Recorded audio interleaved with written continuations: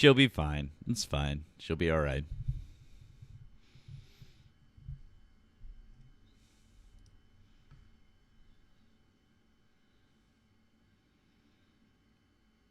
Welcome on in, guys. Welcome on in. We're going to start taking guests here shortly.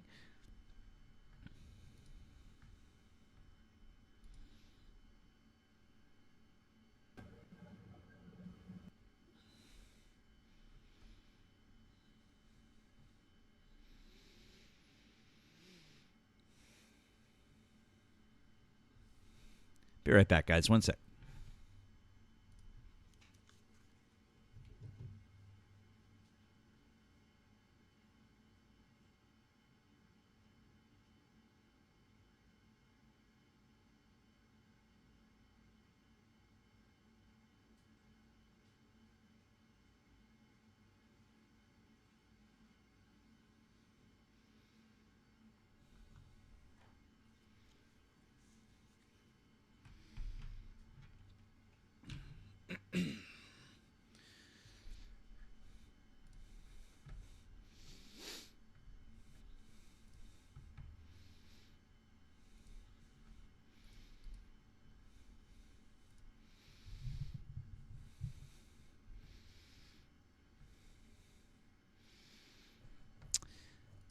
Guys, how about with that live goal? Start tapping the screen.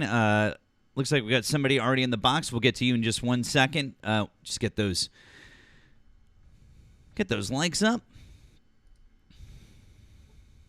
Thank you, Crystal. Appreciate you, friend.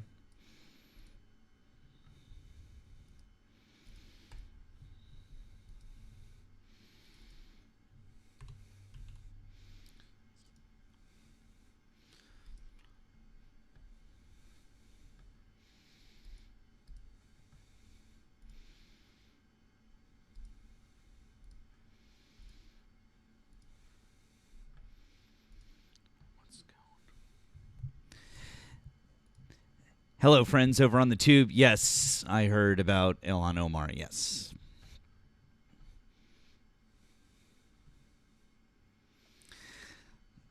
MAGA does not understand the song. Agreed.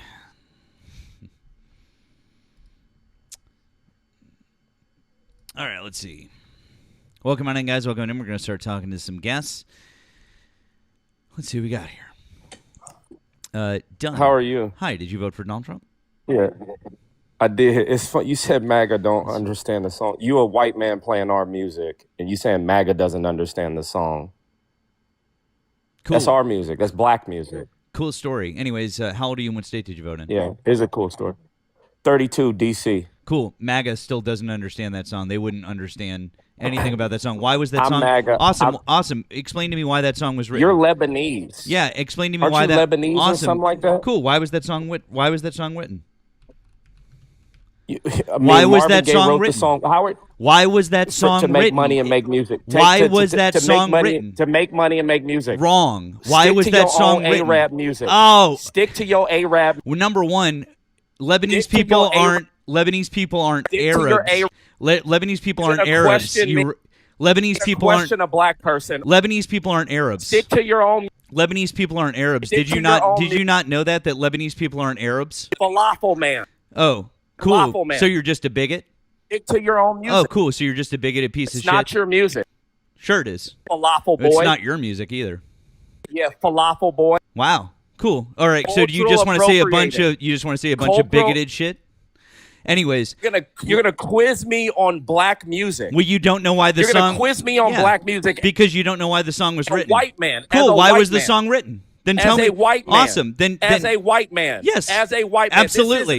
This Absolutely. isn't a pop quiz. It's really funny because you could have My just said grandparents why the song was You can't written. play that around You your could have family. just said why the song was written, play that but you around don't your- actually know. can't That's play the that funny ar- thing is that you want to school can't me play on that the ar- song and you actually don't know why the Can't song play was that ar- written. Why don't you tell everybody why White the song man. was written? Whitey. Tell everyone why the song was Cracker. written. Tell Cracker, us. I'm talking. White crack. Cool. Why don't you tell everybody I'm why the talking, song was crack. written? Couldn't just Cracker, I'm talking. Hey, bud, why don't you make me look like an idiot? Arab white man. Number one. Arab white man, I'm talking. Okay, but You a here, Arab I'll let white you man talk for a minute and listening show to everybody black what a music. bigot you are. I don't Tell have to everybody show what a bigot you anything. are. I was raised on that music. You were not raised on that music. You're not even from here. You have the flag of another country in your profile. You don't know what you're talking about. You're going to quiz me on Marvin Gaye? Like, who do you think you are? Your family doesn't listen to that music. You listen to Arab music. You're not an American. You're from a third world country. Yeah, that's been invaded by Muslims. And you're going to quiz me? Why is your country taken over by Islam? Anyways, so tell me that. You want to worry about Marvin Gaye? Okay, cool. Now that you've done, so are Lebanese people Arab? Are Lebanese people Arab? Yes or no? Worry about Are Lebanese people Arab? Yes or no? Worry about the. So you don't even know what you're talking about. All right. So this guy doesn't even know that Lebanese people aren't actually Arab. They're Phoenician. That's number one. Number two, he doesn't actually know why this song was written or what it's about, and he wants to lecture me on Marvin Gaye. You don't even know what this song's about. You're an embarrassment to You're an embarrassment to your own people, by the way. White man. You're an embarrassment to your own people. Man. You're an embarrassment to your own people. Dirty white man. Cool. You can keep calling me all the names that you want. You left your people. You tell I'm an embarrassment. You left your people. Okay, bud. Go help your own country out. Okay. Go. You wave that flag, but you live in America, and you pay taxes to the American government who smokes your own people. Is this all you got? Hey, by the way, can you tell me what this song is about? Your people can you tell me what this song is about? I'm smoking your people right now. Can you tell me what this song is about? We blow your people up. Lockheed Martin smokes your people. Can you tell me what this song is about? You still don't know what the song is about. Lockheed Martin this is really embarrassing for you that you're a black man. You're a black man who came up here to try and embarrass me and tell me that I didn't know what the song. And you don't even know. And you just keep calling me names. Came over here on a Do you guys hear this? Is this Blaga? This is Blaga, you guys. Magic carpet ride. Oh, this is embarrassing for you, bro. Are you done? Did you want to talk politics, or did you just want to be a little bigoted piece of shit? This is embarrassing for you. Your dick must be really small. Dirty Arab who migrated. Look at this guy. Dirty Arab. Migrant. Anyways, did you want to tell everybody what's going on was actually written about? Go back to your country. What is your country about? Why are you worried about my country and where I... Anyways, did you want to tell everybody what's going on was written about, or did you just want to be a bigoted piece of shit? What's going on in Lebanon? Lebanon, what's going on in Lebanon? You don't know what the song is about. This is embarrassing for you. You're a black man who came up here to lecture me about Marvin Gaye, and you actually don't know what the song is about. Lebanon. Okay, so you don't know. So did you just want to admit that you don't know what it's about? Okay, so you don't know? What's going on in Lebanon? This is embarrassing for you. What's going on in Lebanon? What's going on in Lebanon? Somebody, dirty man, tell me what's going on in Lebanon. Tell me about it. Tell me about what's going on in your country. Tell me about what's going on in your country. I was born here. Where were you born? Is this not your country either? I could be born in a garage. It don't make me a car. Okay, cool. I was born in this country, so I'm an American. Where were you born? Were you not born here? What's going on? What country are you from? America. Cool. Where were you born? What's going on? Okay. In Lebanon. I've been trying to ask you some questions, and you've just been a bigot, so I guess I'll just drop you. Tell me what... Anyways, I'll talk to you later, bud. By the way, this guy who came up to lecture me about Marvin Gaye doesn't even know that this song is actually, it's part of a concept album. What's going on is a concept album. It's a whole narrative about someone returning from the Vietnam War. If he was an educated black man who actually grew up listening to Marvin Gaye and listening to that album, he would understand that that's what that was about. In fact, Berry Gordy and Motown did not want to release that album. Just FYI. If you knew anything about your people and about your own music and about what that was about, you would understand that. But of course you don't. You just wanted to come up here and try to make me look stupid, when in fact, in front of nearly 600 people, you just proved that you don't even know your own music, sir. That was embarrassing for you. Man, that really sucks. That's embarrassing as fuck. God damn. Anyways, Smooth, hi. Did you vote for Donald Trump? Yeah, no, I didn't. I just want to say, on behalf of the black community, I am so sorry. He does not speak for us. Oh, you're Yeah, that's the blagger that embarrasses us time and time again. Oh, my friend. Number Yeah, one, that yeah. was very kind of you to say. Thank you very much. But I'm sure you know we've got a lot of our friends who come up here, and that we know, and I don't feel at all impugned by you. You folks are you are gems in our community. I don't feel impugned by you at all. Not you, not by the 92%, not in any way, manner, shape, or form. That guy, he's just the dick. I was part of I that don't. 84%. Yeah. My friend. Yeah, yeah. So Absolutely. I didn't want to stay up too much, but yeah, even for me, like that was just so just Eh. disgusting. Yeah, these people. Extremely disgusting. So, That does not yeah. doesn't reflect that does not no sir. That doesn't reflect in any way on you or anyone else. That just reflects on him and on MAGA, because that's who these people are, man. This guy wants to come up here and call me names. Oh, yeah, whatever. I don't care. It's fine. He doesn't, because honestly, I just kept him up here just to illustrate how absolutely ignorant he was. Number one, he's calling me Arab, and if he knew anything about Middle Eastern history or anything like that, number one, we're not Arab. We're Phoenician, so it's an entirely different thing. In fact, Lebanese people speak. We're the only country in the Middle East that speaks a different dialect of Arabic. It's an entirely different thing. He has no clue about what that is, and also the fact that he couldn't just simply answer what's going on is about. Like, you could just answer, like, just prove that you know what it's about, instead of trying to gatekeep and trying to quiz me on it. I don't think that that's a big deal at all, but apparently he did. So, whatever. Right. I doubt he could even point Lebanon out on the map, let alone even talk about it. So, but yeah, I just wanted to come up and say, hey, man, you're doing an amazing job. I appreciate the work that you're doing. I'm a fan. And that right there was just not a representative of the black community. He embarrassed himself completely.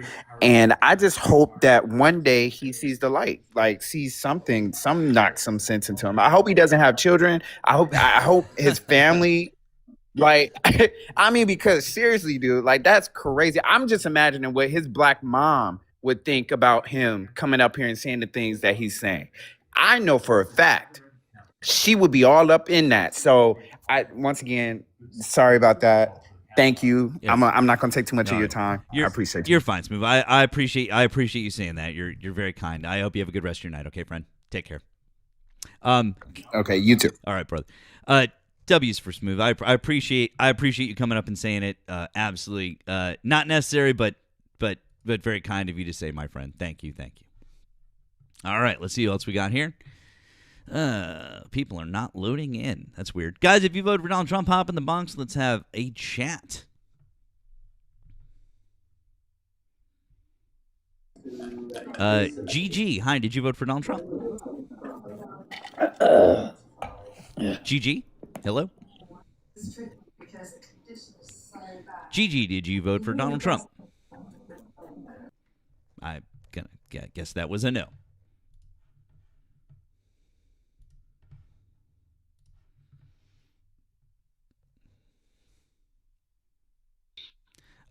Stories behind the songs. Hi, did you vote for Donald Trump?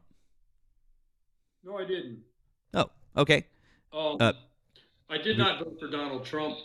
I Okay. just wanted to say I voted.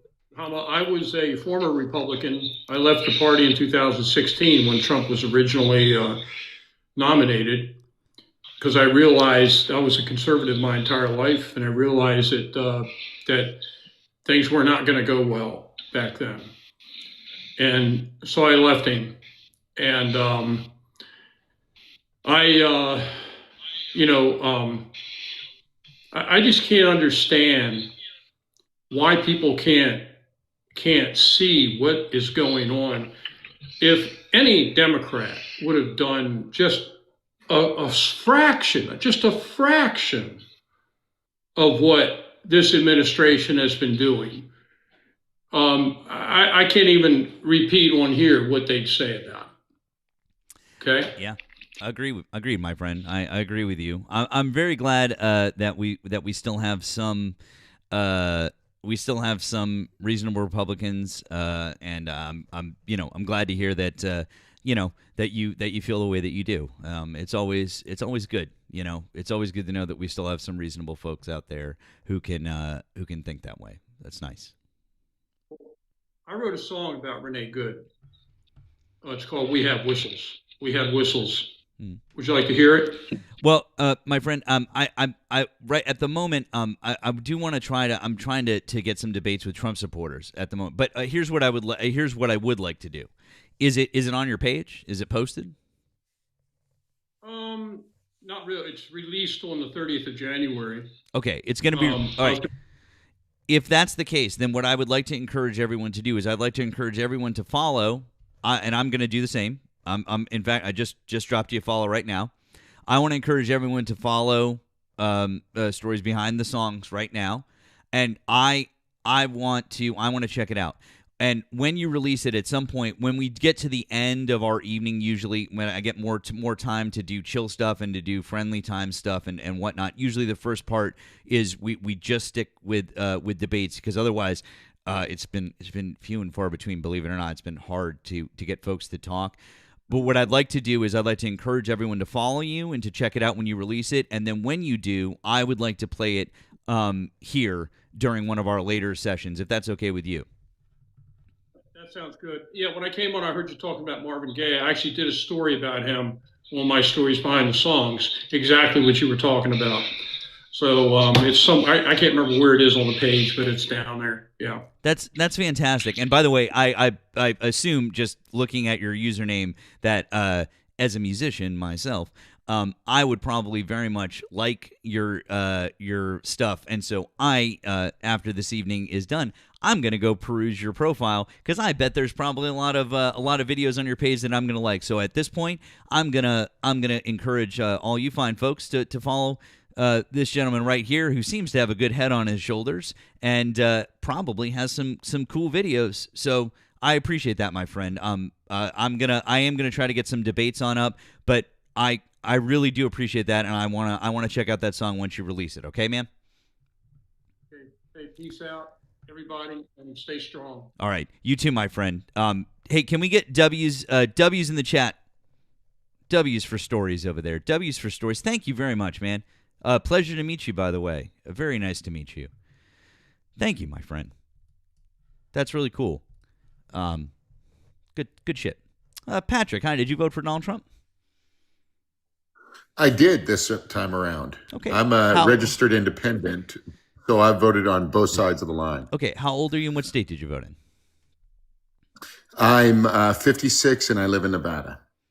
56 in Nevada. Okay. By the way, real quick, thank you, Catherine, on the Green app.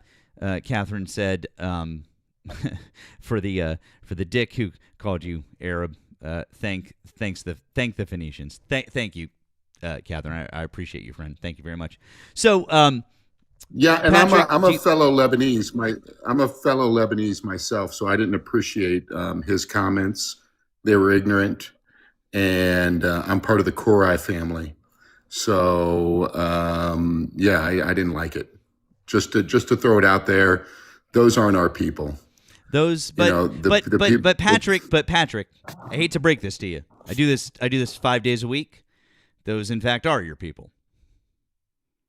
Well, I will challenge you to go listen to a right-leaning page or right-leaning debate as well. No. You'll get just as many. No, you absolutely. Just the same thing on both sides. You absolutely won't, because I am in plenty of MAGA debates. I've participated in them. I listen to them. You will never hear anybody throw slurs from the left to the right in the way that gentleman just did. I've also been called a sand N-word a number of times. I've just been called an N-word a number of times. Also, people just seem to assume that I'm Jewish just because of how I look, and so then they throw those at me. Okay, so I get those as well. So I would challenge you to show me.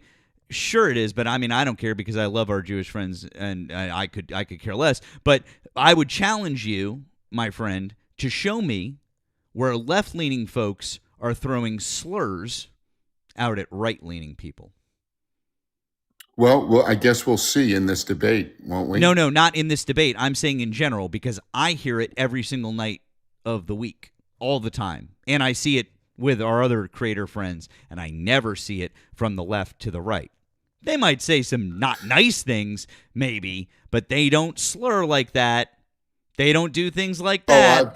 I've been called when I've done lives. I've been called everything under the sun. Really? I have. What? But I don't fly a Lebanese flag either on my profile. So, obviously they see that, and that's a trigger to them for some reason. They don't really understand the Christian Lebanese. Most people ignore that because they call me Jewish. Most people don't even notice that, and they just go straight to the anti-Semitism. Isn't that crazy? No, it's not even crazy at all because you've aligned yourself with modern day Nazis. Well, you think so. When I look at it, and I've grown up in politics. I grew up in that area of the world, and my father was very involved in politics. I see it from the other side, and I see that we've kind of lost control on the other side as well. We've gone on both sides way away from the middle. Nope. I can show absolutely you. not. In I fact, can show you clip after clip. I'm gonna stop, dude. We have to stop with the whataboutism. Do you know what the Overton window is? And if you know politics, what's the Overton window? Okay, let me tell you. I can show you. Hold on. Time out, Patrick. Time out. Stop. If we're going to have a discussion about politics and where each side is, let's start from a basis of understanding where our knowledge is. You said you know politics. What is the Overton window? I don't know. Educate me on the Overton window. Okay, so if you don't know what the Overton window is, this is going to be a very difficult conversation to have. But the Overton window is basically, it's like a political model that shows the range of policies over time that are politically acceptable to I wouldn't say the majority, like the mainstream is kind of what it's like. Is it middle ground? It's the mean. Are you showing the mean? Is that what you're saying? The mainstream. The best definition that I would have for it is the mainstream. Okay, so the Overton window is a way to define where we're shifting in politics. In the United States, the Overton window, as in the mainstream, has shifted so far right that our Democratic Party in most of the world is simply center. In worldwide politics, we are center. And by the way, Really? some of our politics for the Democratic Party are basically center right almost. Compared to the rest of the world. Which policy do you consider center to center right? And tell me the policy and how Democratic presidents didn't do the same things.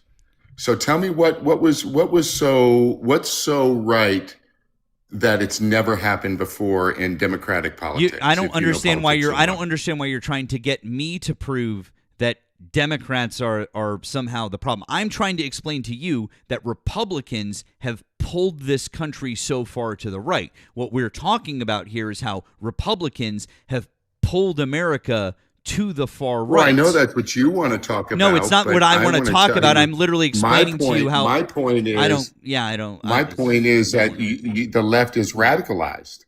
That's cool. That's a cool story. How are they radicalized? I think you're seeing it going on in Minnesota right now with the paid protesters. That's not an example of radicalization. Protesting isn't radical. Give me an example of policies I want an example of policies, Patrick. No, Patrick. What is your definition of protesting? Patrick, okay. Bud, let's chill.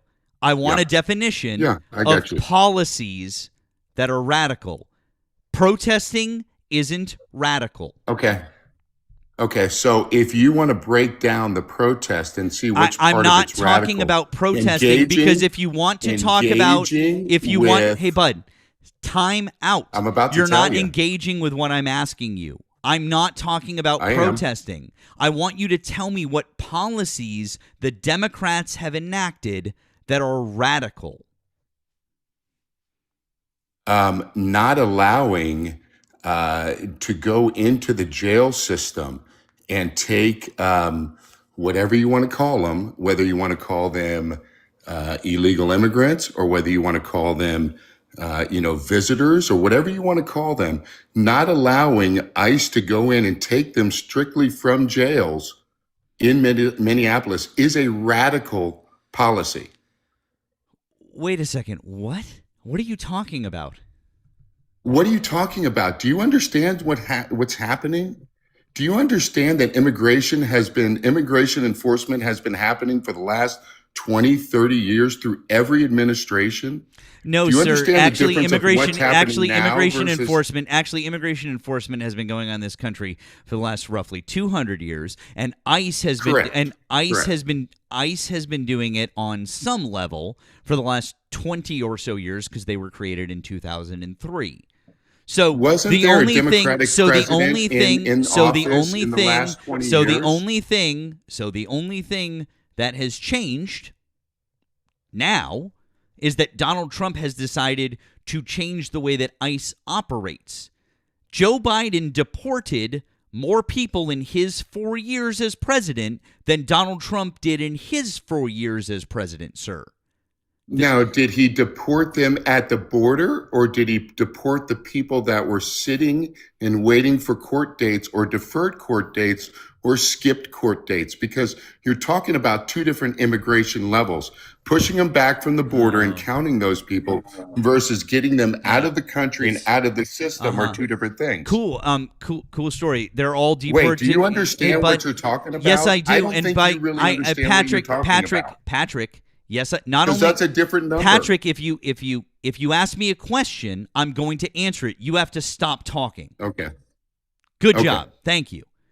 Nice. So, anyways, yeah. The number one, no, they're not different numbers because all of those are considered to be deportation. So, if you want to be, I know you can laugh about it and say because you want it to be different numbers because you think that those are two different things and you want to consider them to be different things because I'm in the middle of a fucking sentence. I'm in the middle of a fucking sentence, Patrick. Let me finish what I'm saying and then you can start saying whatever bullshit you want. Okay? Thank you. Anyways, I understand that you want them to be two different things, but they're not. They're both considered to be deportations. And if we are going to go down that route where you would like to define them as two separate things, we would have to do the same thing during the first Trump administration where he changed the definition of how you can deport people at the border so that he could deport more people at the border and so that he could say that he was deporting more people. So if you want to play that game, we can play that game, but it'll just mean that Donald Trump deported less people. So it's really a moot point. So I would say did you just say that Donald Trump deported less people?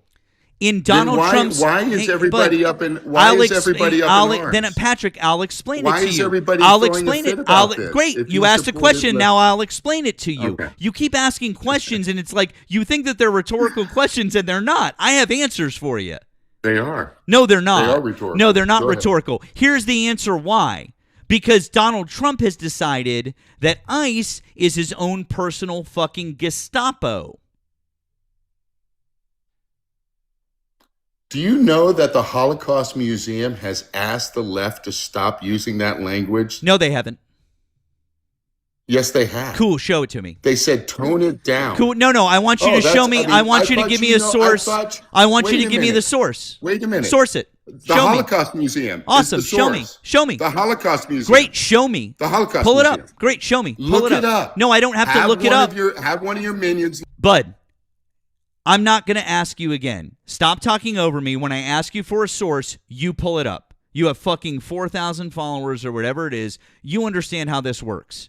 If you're going to make a claim in a debate, source it. Pull it up.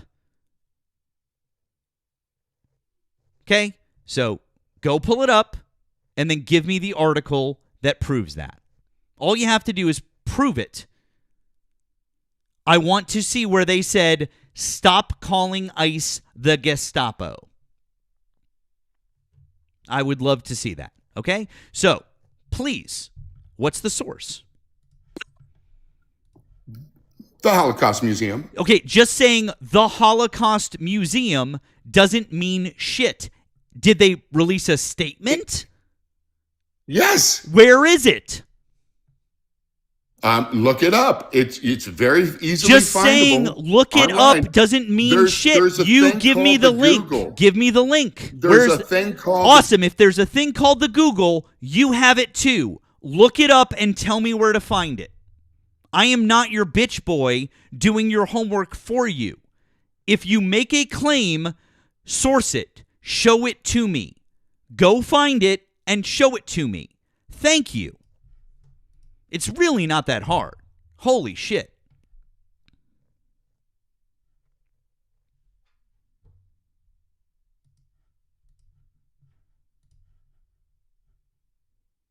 Anytime. You could just give me the comparison. Thank you.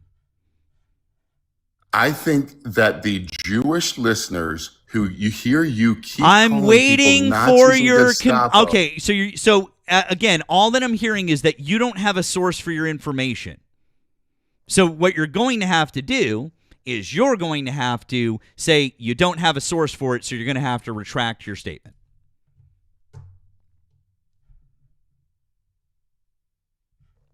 Unless you would like to go and provide a source for me.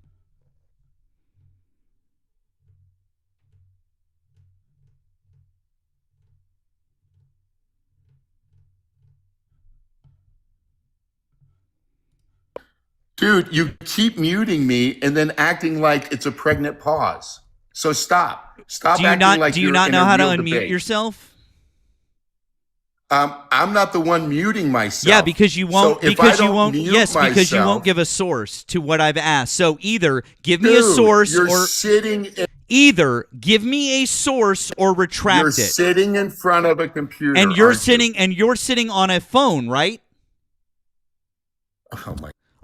Oh, there you go. Good job. You figured it I'm out. not going anywhere. Oh, you're not. Wait, why don't you go and look it up? I don't have to. Yes, you do. I've seen it. That's I've literally heard okay. it. Great. So I just want to be real clear. And by the way, I just muted you again. I want to be clear. No, I want to be You real have- fucking clear, Patrick. This is how. I No, want- don't unmute yourself. Nope. Nope. Nope. See the Nope. Stop it. Wait. Nope.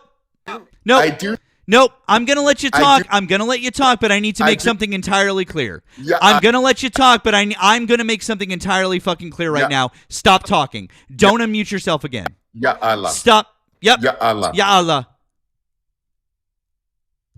Khalas Oleh. Khalas. We deal in facts here. We deal in facts. Don't unmute yourself again. Khalas. Listen to you. You can laugh all that you want, Chief. I do this 5 nights a week. We deal in facts here. If you make a claim on Terrible. my Five- live, This is- okay, you're just going to keep interrupting me? I get it. Cool. And now, either are you going to look it up now? Because I know you can still hear me. Here's how this works. If you make a claim on my live, you have to go look it up and you need to source it. That's how it goes. Thank you so much for understanding that that's how this works. Really appreciate it.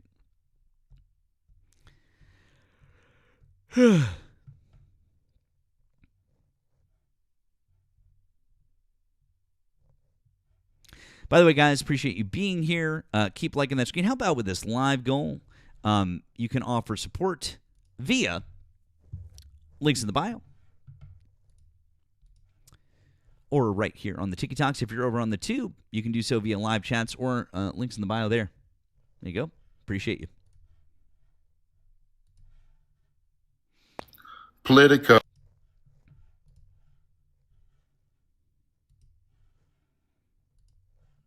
Okay. I can't remember. Don't forget, I can't hear you when you're off the app. So, what's the name of the article? I'm on the app. No, when you're I off, just when did. you're when I you're just- off, the first when one I you're off pulled up. when you're off the screen, I can't hear you. So just tell me the name of the article, and I'll pull it up. Thank you. The first one that popped up was a Politico article. What's the So name I of came the back article? onto the screen to tell you. Okay, great. What's the name of the article? It's Holocaust. I think it was Holocaust Museum condemns hate speech and Nazi speech. Okay, let's see. That was the first one that popped up. I don't see that. I see the first one I see is Holocaust Museum condemns neo-Nazi conference. That was from November 21st, 2016. Museum condemns white nationalist conference rhetoric. That was also, that's still November 21st. Trump speaking at Holocaust Memorial. That was April 25th, 2017. No, I just put in those exact search terms and I don't get that. What's the name of the article? The exact name of the article, please.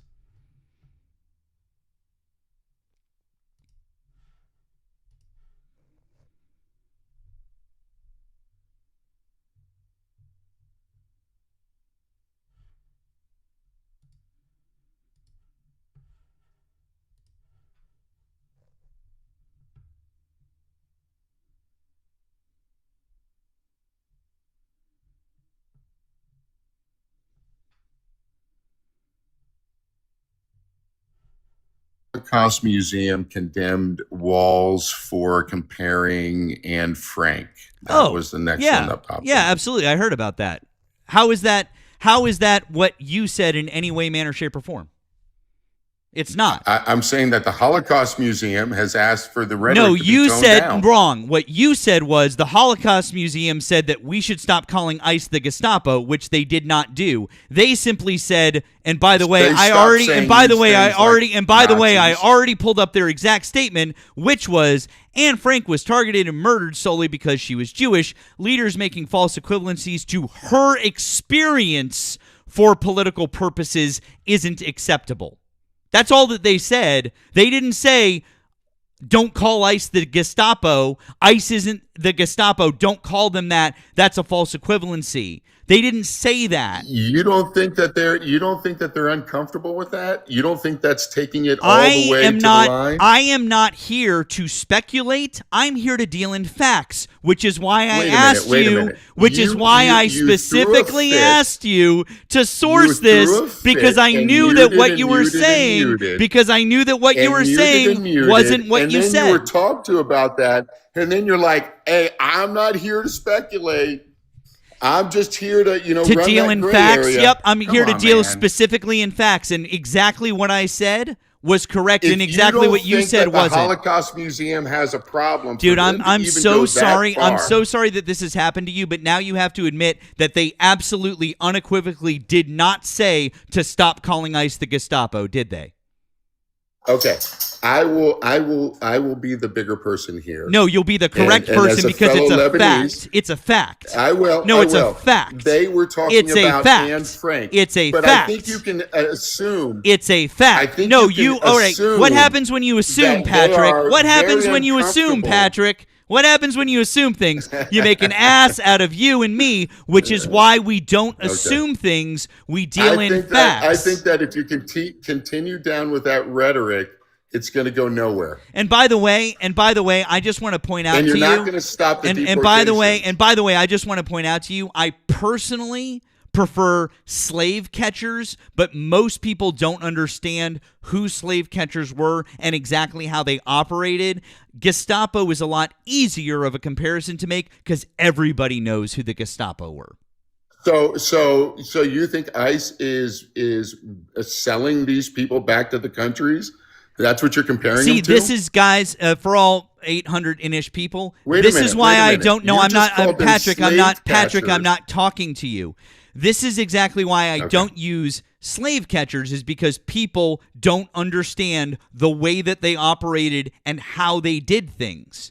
That's why, because of what Patrick just said, because he just went, oh, you think they're selling people back, which is completely missing the point. The way that slave catchers operated is how ICE is operating now. The way that they went after people, the way that they ripped them out of houses, the way that they ripped them from their families, even when they were legally allowed to be in places such as the North, such as when they were freed men, etc., etc., they were still doing those things. I can play you videos that exactly... Even the people that stole the free men sold them back into either military service or they sold them back to somebody else. So you are comparing. I mean, that's the worst comparison I've ever heard in my life. This is How why. can you This is say why that? because you don't understand it. You keep telling people they don't understand it just to make light of these terms. I would that you I use would are just strongly crazy. okay, great. How did slave catchers operate then? Why don't you explain to everybody, since you obviously have an excellent understanding of American history and you're telling me that I'm wrong for this comparison. Please Okay. enlighten all What of do you us. mean? How did they operate? How did they operate? What did they stole do? People. No, what were their exact They tactics? stole people. No, that's not that's very broad. What were their tactics? Okay. Let me give you an example. You walked into a room, you were pulled out the back of the room or down into a tunnel, then you were moved out from a tunnel, and then you were put on a boat and moved out of that area. That's how they took you out of Boston or somewhere like that. Wait a I'm second. from Virginia. Wait a second. They would put you on a. They would put you. They would just transported. They would just put you on a boat. No, they would steal you. Yeah, see, this is and put you- again. This is the problem. And Patrick, allow me. Wait, allow me to. You No, don't have any understanding of what you're talking no. about. I You're literally using an no. inflammatory term. Patrick. Another inflammatory Patrick. term. Bud. And you don't know what you're talking about. Patrick. Bud. I've literally studied American history extensively, and what you just said about slave catchers means you don't understand how they operated and the tactics they used. So now what we're going to do as a class is we're going to watch a video explaining how they operated. Here's what we're going to do. And by the way, we're going to let the amazing black creator, Ashley the Baroness, explain it to us. Let's all take a listen. Let's hear this. Absolutely. Go ahead. Because I know that you don't understand this, and this is, again, one of the reasons why I don't use this comparison is because of people like you. And so let's do this all You together. don't use the comparison. So here's what I because want the you to do is comparison doesn't hold weight. Sure, bud. Whatever you say. Now be quiet and listen. It's silly. They're closer to slave catchers. And once that clicks, a lot of people get real uncomfortable real fast. Every time ICE comes up, someone reaches for that Gestapo comparison. And I get why they do it. Raids in the middle of the night, neighbors disappearing, families gone before breakfast. That's the kind of terror that people were taught to recognize, as long as it happened to people that looked like them.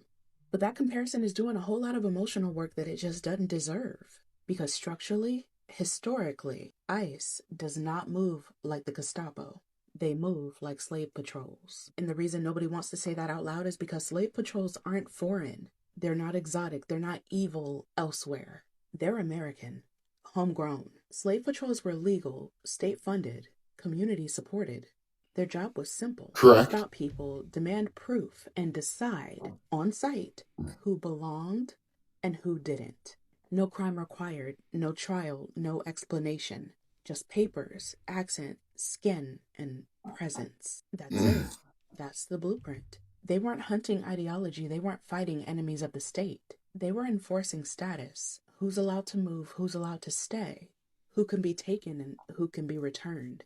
And here's the part people really don't want to sit with. Slave patrols are the history that a lot of white families don't talk about because it's not abstract, it's not distant, and it doesn't end with, and the bad guys lost.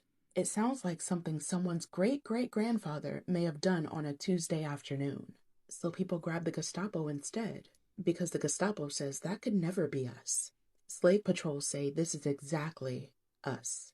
The Gestapo comparison lets you condemn terror without interrogating lineage. Slave patrols, however, force you to admit that American terror, Slave catchers? ICE isn't just like... So, yeah. Again, that's why I don't, because you don't understand how slave patrols operated because of what you just said. What? She said nothing. What are you talking about? She said nothing. I'm going to educate you with this. It was her opinion. Uh-huh. Basically the same thing you said. Slave patrols. Oh, in the South, they were state sponsored. Of course they were. Slavery was a thing in the South. In the North, they were stealing people. Of course they were. We know this. But we're talking about people that came here illegally. They crossed illegally. 80% of the people they're taking off the street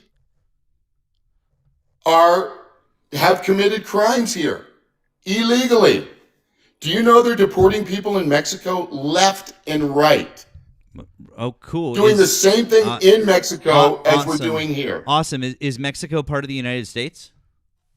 Cool. Wait a minute, Anyways, wait a I'm minute. so You're glad. fighting I'm for so these glad. people. I'm so Wait, I'm so you're I'm so fighting for glad. these people, I'm so glad. and they're I'm so deporting glad. I'm people so glad we left I'm and right. so glad we determined that Mexico isn't part of the United States. And I'm not fighting for anyone. What I want is I want our laws to be followed, and I want us to be a just and fair nation who does things like, if we grant people asylum, or if we have asylum laws, those should be followed. If we say that we're going to allow people to remain here and try to gain citizenship, we should allow those laws to be followed. I think that 8 USC Correct. 11 I think that 8 USC 1158 means something, don't you? I think absolutely. If people Cool. come here, So if 8 USC under the right 1158 premise- No, wait, hold on. What's the right premise? wait, you What's want me the to- right wait, premise? Wait, What's Are the you right not allowing premise? me to answer the question? What's the right premise? Wait. No, you I don't. asked me a question. Hold on, you just Do you want qualified. the Hold same? on. No, I Do don't. You want the same? No, because you just qualified what you just said. I said under 8 USC 1158, and you said under the right premise. What is the right premise? Explain. When they come here under the right premise and ask to be in this country the proper way and don't violate laws here and then go through the process of being naturalized Oh. and do that the right way. Okay, so why So wait. is that so hard to understand? Cool. So why is ICE deporting people that are here seeking asylum? Asylum was something in the last administration that was thrown around for everybody. No, asylum Tell me is. what's going But on no, in Patrick, Mexico. you're not answering. Stop pivoting to Mexico and answer my question. Why is ICE deporting people who are here seeking asylum legally? Answer my question.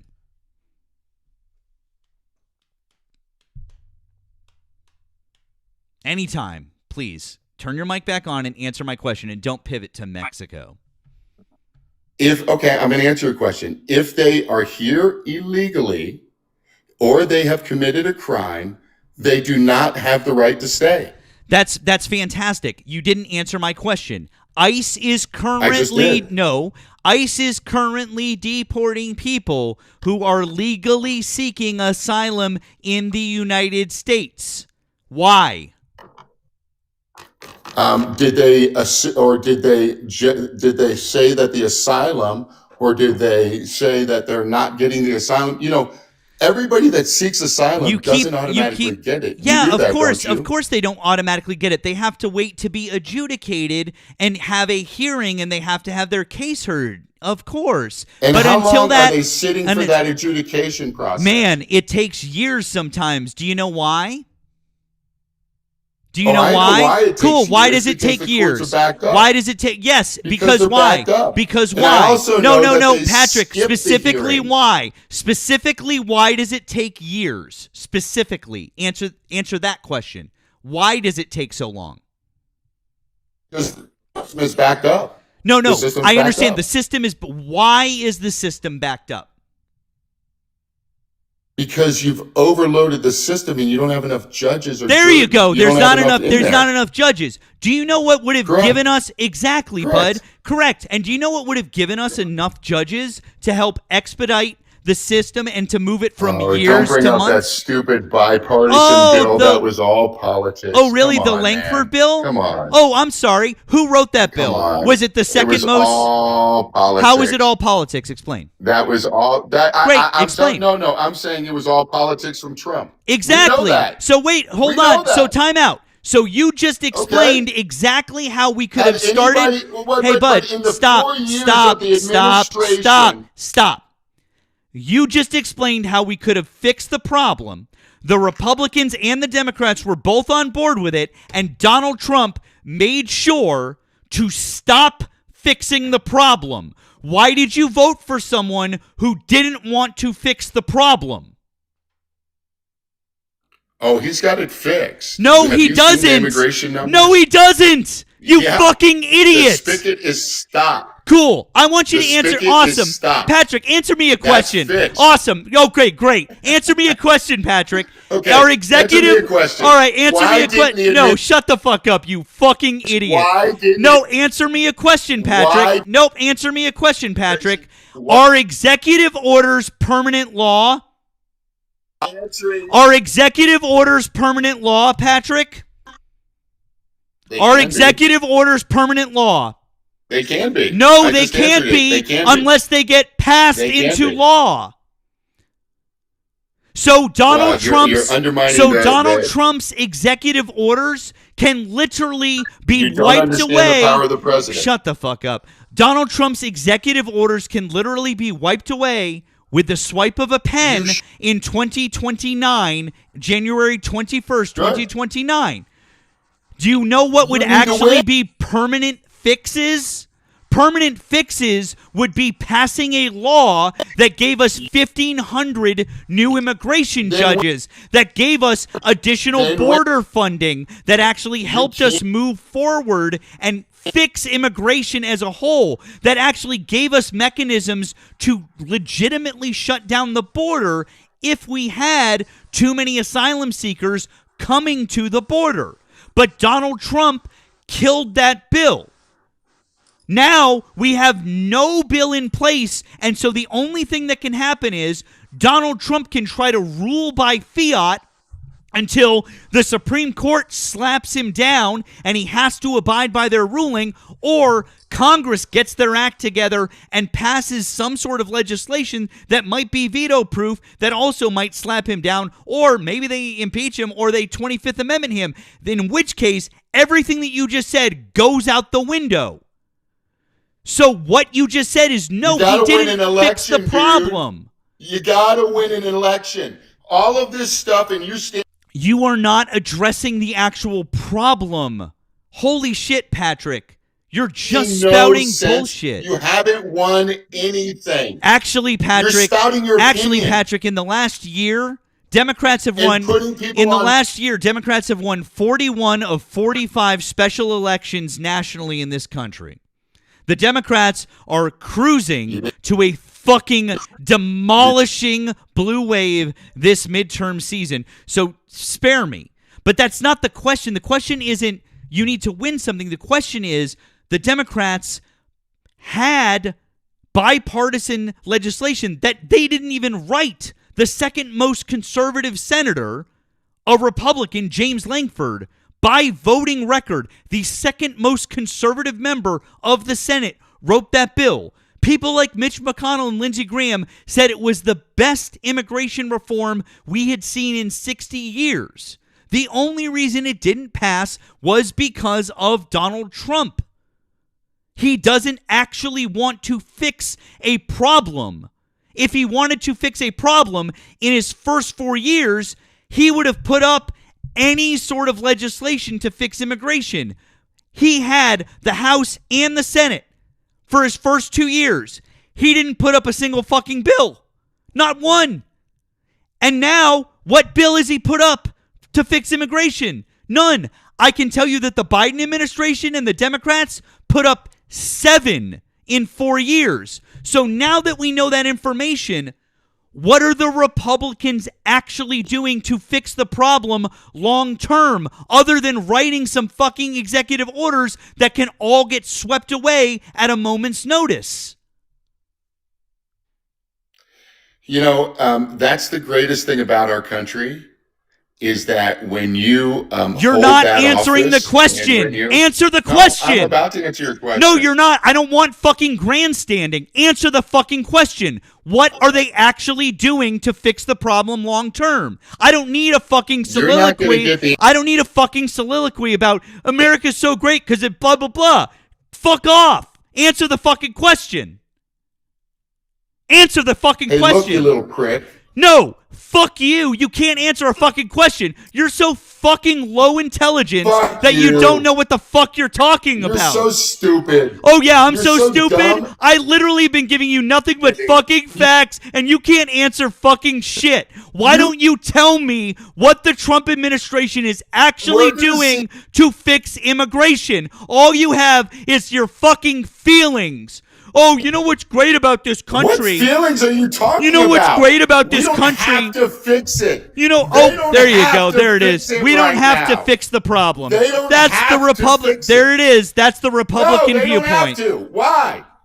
Why do they have to fix it There right it is. now? That's the Republican viewpoint. No, let's get out 4 million people There you like go. Obama did. Don't fix the problem. Once we get to 4 Don't fix the million, problem. then you can Don't start fix the problem. talking. That's what you know. What else? You know what else Obama No, did? no. You know what else Obama did? You know what? Obama just You know what else brought Obama did? 4 million No, it was actually people. 3.1. You have your numbers wrong. That's number It one. was 4 Nope, it million was people. 3.1. You have your numbers wrong. You still don't know what you're talking Oh, about. my God. I'd ask you to source it, Oh, my but asking God. I'd You ask sat you in a grandstand I'd ask you for to 20 I'd minutes. ask you to I'd You're ask you to peeing- source it, but asking you to source You're something peeing- is like pulling fucking teeth because Peeing- God forbid you provide a fucking fact for anything that you fucking say, Patrick. Pee in the Ah, pee in the wind. You're peeing in the wind. I know, and guess what? It's all over your fucking face.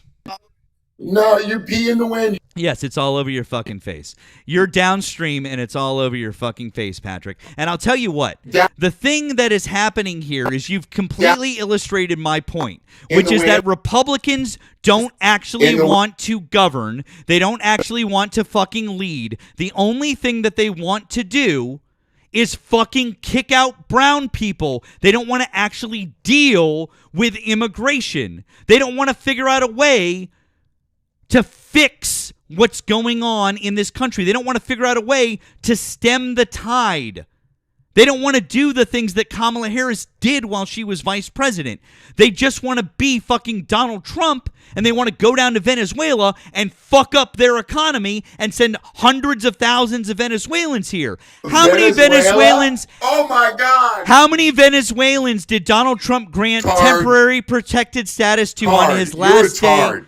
There it is.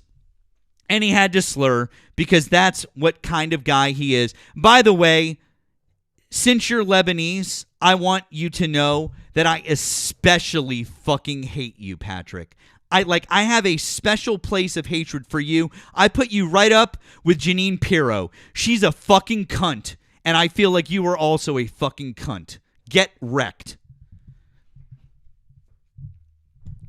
I'd like to point out to you, by the way, that that Donald Trump had to grant temporary protected status to 350,000 Venezuelans on his way out the door because of the problems that he caused there. He caused. And then Joe Biden sent Kamala Harris down to the Triangle countries to figure out why they're coming to our country and to offer support to them to stop them from coming to our country in greater numbers. But you don't understand shit like that. You are so fucking low intelligence that when I asked you for a simple source, you couldn't provide it to me. Anyways, our friend Mia wanted to come up, and I have a feeling I know what Mia wanted to talk about. And Mia, I'm so sorry that conversation blew away. Did you want to offer your point up? Because I would love to give you a moment to please do that. Oh no, now I have more questions. What is your name? What's my name? Is it like it's? I think it's called politics of Matt. Okay, so like this is like a political live, right? As far as I know, And then we talk about politics. used to be. Okay, because like I was confused when he was like, "That's just politics." I'm not answering that because like I was like, that's where he lost me because I was like, "Damn, I think I'm on the wrong live."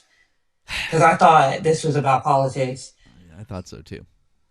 I thought that's where we were, but but I guess not. no, you're fine. I enjoyed that. That was fun. I'll be wrong. Okay, friend. I'll catch up with you later. Bye. Alright, bye. Bye, Mia. W's for Mia. Appreciate Mia. I know what was gonna bet. I appreciate you. It's absolutely. I'm sorry. It's absolutely fucking absurd to call me low info when I'm the one dropping the only facts in the conversation. This is pretty fucking hilarious. But okay, good times.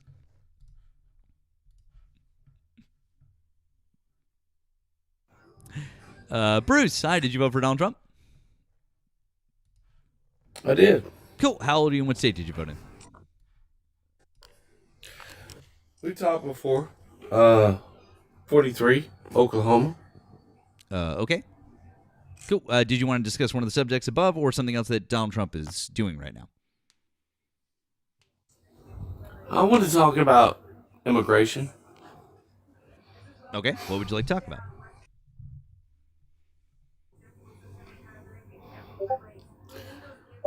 Do you feel like we should have open borders?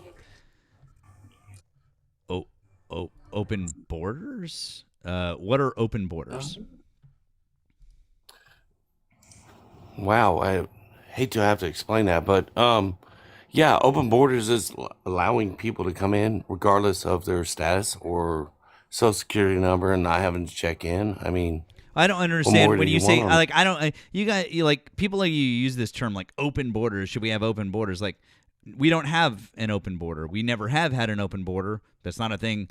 So no, I don't think so. I mean, honestly, I kind of feel like we should do a thing like Europe does with the Shenzhen zone one day, like with Canada and Mexico. Quite frankly, because I mean that would be kind of fucking awesome. Like, have you ever been to Europe?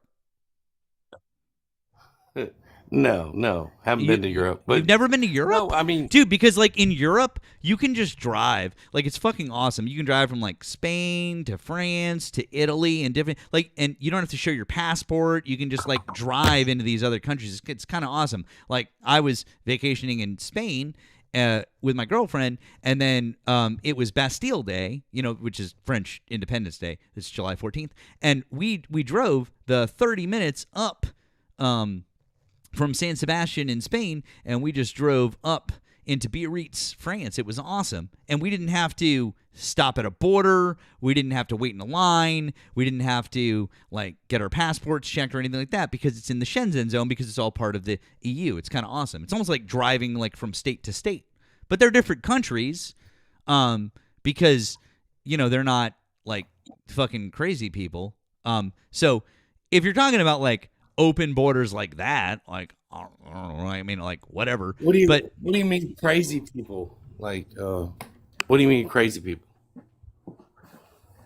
I mean, like crazy people, like people who are insane about things. But anyways, getting back to your point, we don't have open borders. We've never had open borders. In modern Never? U.S. in modern U.S. history, we've never had open borders. So I don't know what you're talking about. Also, it's not something I've advocated for ever or said. So I don't know why you're asking me that question. It's very odd. It's very odd. So we've never had open borders. Like we've never allowed people to just come in, No, never. regardless of. Nope, never. No, Nope, never. not even during the Biden administration. Never. Nope.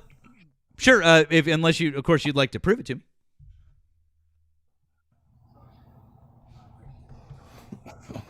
I would love to. Cool. What's your source? So there was an app that people were coming in over the border. It was a Speedy app Wait, what was it called? that they could come. CBP. Was it the CBP One app? Yeah. Oh, interesting. So what about it did you not like?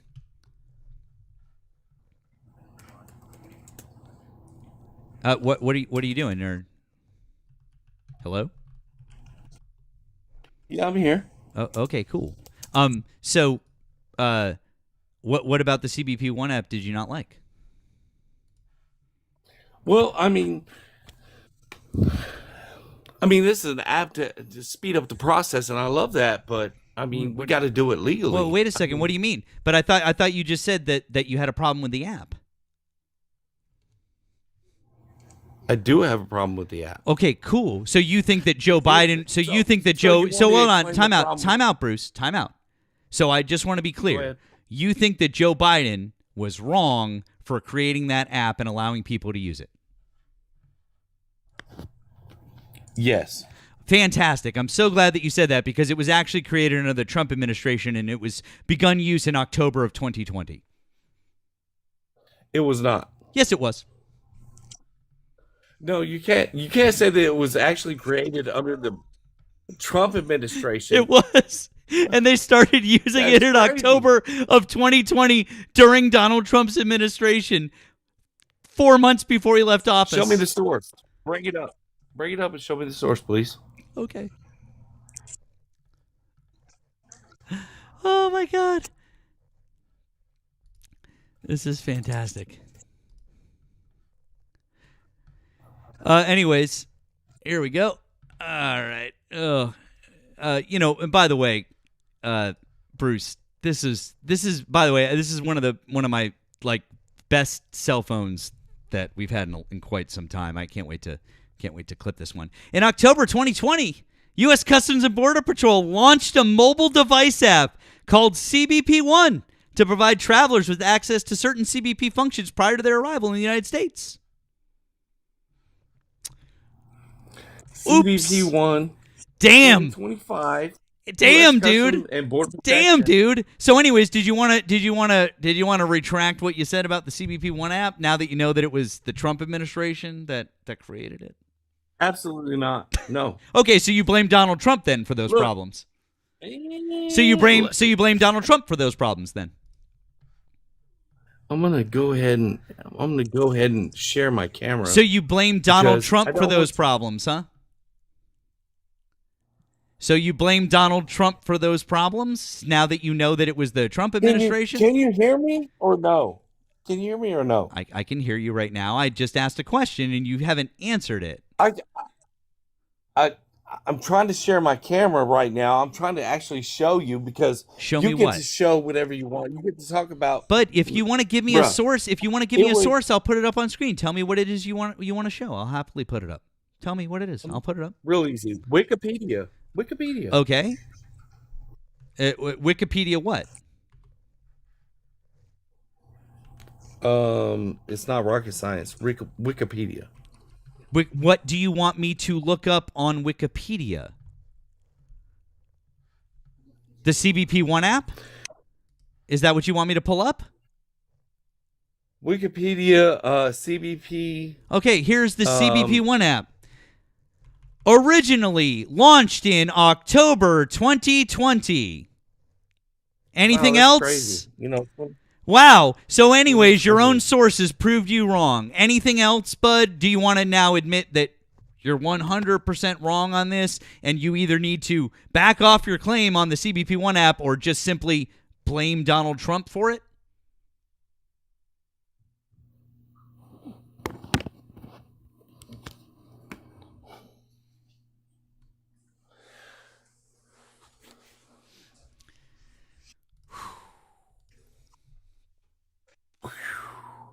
Wow, explosive. Yeah, it was Biden. So Joe Biden was president in October of 2020. No. Who was president of the United States in October of 2020? Who was the president of the United States in October of 2020? We are the same age. You should be able to answer this question, Bruce.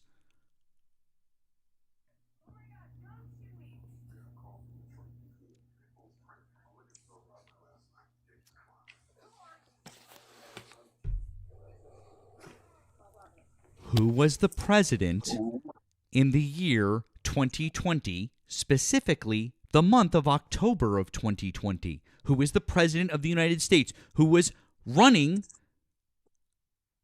that section of our government that includes DHS and CBP? Who was it? At what time in 2020? I asked you a fucking question, Bruce, and I want a fucking answer before we move any further. to make sure that I am speaking to a person who has more than 2 fucking brain cells. In October of 2020, who was the president of the United States? And what month do we have elections? Who was the president of the United States in October of 2020? And what month do we have elections? Can you not answer a basic fucking question? Are you this fucking stupid? Now I know why you voted for Donald Trump. You don't know who the president was in 2020. Holy fucking shit. Holy guys, this is worse than I thought. These people are so fucking stupid. They don't even know who the president was less than 6 years ago. This is fucking wild, you guys. It's fucking wild. By the way, what's wild? Is it the fact that- hold on one sec, Bruce. I apologize for our friend Tammy. Tammy, I'm so sorry. I missed this on the Blue app a while ago. And you were talking about the last guy. You said this guy is useless. He knows nothing, and he just lies. Could apply in both situations. Thank you so much, Tammy, and I appreciate that. I apologize so much. That came in like 20 minutes ago, and I missed it. Thank you. W's for our friend Tammy. We appreciate you very much, Tammy. And I'm so sorry that I missed that. Okay, Bruce, I'm going to invite you to unmute now. Do you want to like try one more time? Like, can we have like an actual conversation here? Who was the president of the United States in 2020? I invited you to unmute.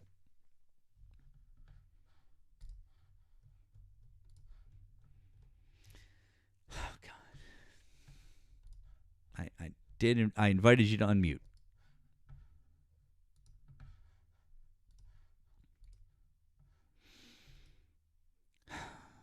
Thank you, Waffle Maker, over on the tube. Appreciate those the gifts from you. Appreciate that. Thank you guys, by the way, for being over on the tube. Bruce, I can't invite you to unmute again. You have to push the little microphone button with the slash through it. That's how you unmute.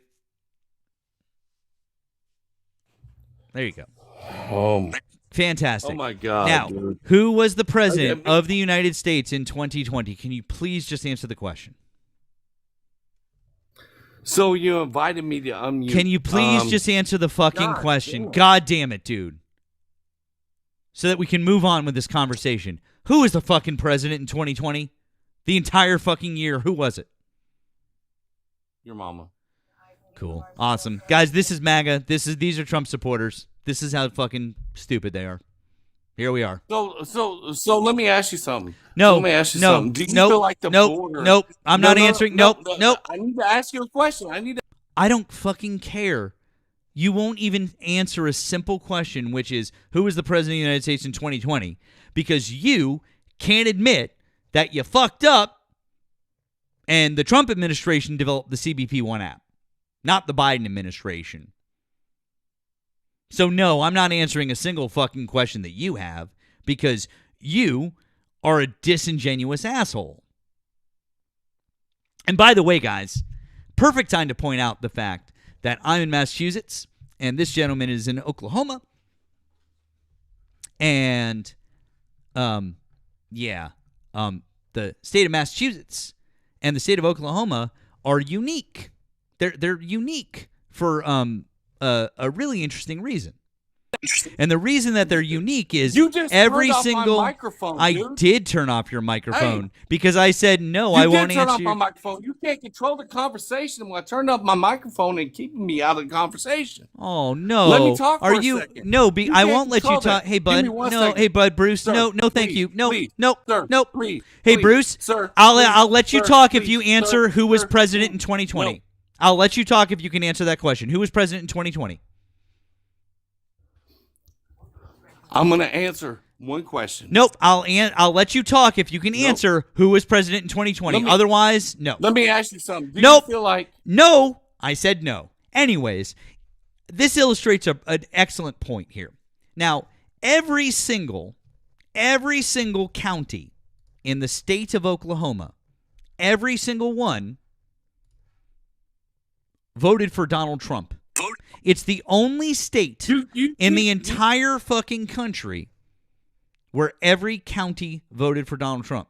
Now, I live in the state, Massachusetts, where every single county voted for Kamala Harris. The only state in the entire country where every single county voted for Kamala Harris. And I think that it's no surprise that Oklahoma is ranked 48th in education and Massachusetts is ranked number 1. And yes, I can, Bruce, because you won't answer a simple fucking question so that we can move on with the conversation. You want to control the entire... No, let's not. Let's have you be not disingenuous. Let's have you be honest, and let's have you answer my question. Who was president in 2020? I literally wasn't. You were doing that yourself. Great. Who was president in 2020? And I'll stop muting your mic. Who was the president of the United States in 2020? If you can't answer that question... What the fuck does that matter? Because you, sir, seem to think that it wasn't Donald Trump. You think that it was Joe Biden. So who was the president in 2020? Was it Donald Trump? Who was the president in 2020? Who was the president in 2019? None of that fucking matters. It literally does matter because you were the one who brought up the CBP One app. And if you want to use the CBP One app as a problem, and you said you blamed Joe Biden and you said that it created a bunch of problems and you didn't like what it did, you won't acknowledge the fact that it was in fact Donald Trump's administration that developed and debuted the app. So you won't. So you literally... No, here's what's going to happen. Before we move on with the conversation, you have to acknowledge that it was the Trump administration that created the CBP One app. Acknowledge that. I will acknowledge that if you explain to me what it is. Why do I need to explain? Why do I need to explain the CBP One app to you? Do you not know what it is and what it does? Because that's your argument. I didn't bring up the CBP One app, but Bruce, I didn't bring up Bruce. Okay. Time out. Stop talking. Go ahead. Was I the one who brought up the CBP One app? No, I wasn't. Thank you. But you anyways, so I don't have an argument here. There is no argument here. The only thing that's happened in this conversation regarding the CBP One app is you brought it up and you said it was a problem because Biden did it. And the only thing that I've argued with you on this is that Donald Trump created it, which isn't an argument. It's a fact that you seem to be... He didn't create it. He literally did. He fucking did, you fucking idiot. It was debuted in October of 2020. He was the fucking president. You fucking idiot.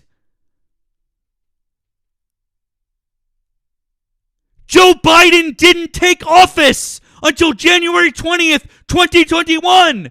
How could Joe Biden create an app 4 months before he took office? Holy shit. I'm embarrassed that you are my age and you are this fucking stupid. Jesus Christ. I have not made an argument about anything. And now you want me to explain the app to you? It's your argument. You want to argue that there's something wrong with the app or using the app, but you blamed Biden for it. The only thing I said is that Donald Trump created it, and you can't live in fucking reality, even though I've given you multiple sources that said that Trump created the app. If you'd like to go away and do some research on this, that's fine. I don't fucking care. But I'm not going to sit here and teach you about the CBP One app because you don't know fucking shit about this. So maybe Bruce, what you should do is you should come off mute now and say, I don't really know anything about this, and I'm going to move to another subject. How about that? Show it. Show it. Show what? You can't. Show what, Bruce? The thing that I've already shown you twice on screen in front of 1,300 people? Show you what? Show that the app was from Trump. Oh, Show my that the God. app was from Trump. I can't. You can't. You guys. You won't. Okay. You can't. Yeah. Okay. You bye. probably should kick me. You probably should do everything else because you can't prove it. I just want to. You know I just you want to. can't I just want to. I just Put want it to. on the screen. Okay. All right. I want Put you it to. on the screen, Okay. please. Fantastic. Here you go, bud. I want you to do one thing for me though before I put this on the screen. I want you to say one There it word is. and one word only. Who was the president in October of 2020? Say his name. Say my name. Say my name. No, go ahead. No, before I put anything on the fucking... it. No, I'm not putting anything up. I want you to say his name. Say the man's name who is the president of the goddamn United States in October of 2020. And if you can't, I am going to kick you. And I'm going to prove to everybody why Oklahoma is the dumbest fucking state in the country, because you can't say the president of the United States name. Now, unmute and say his fucking This name. is the reason right here. This is the reason why Donald Trump won, is because you motherfuckers are so fucking stupid. Yes, congratulations. This is why he won, is because you're so fucking stupid. That's why. Here you go. There it is right Here you there. go. Keep What does it muting me. say? I keep having to What push does it the say? button. What does it You say? can't control it. Read it. bro. Read it. What does it say? What's it say? Say. What does it say? What does it say? It says. I know you I can't looked up read. my own resource and I did. I know you can't read. You're an ignorant motherfucker who can't read.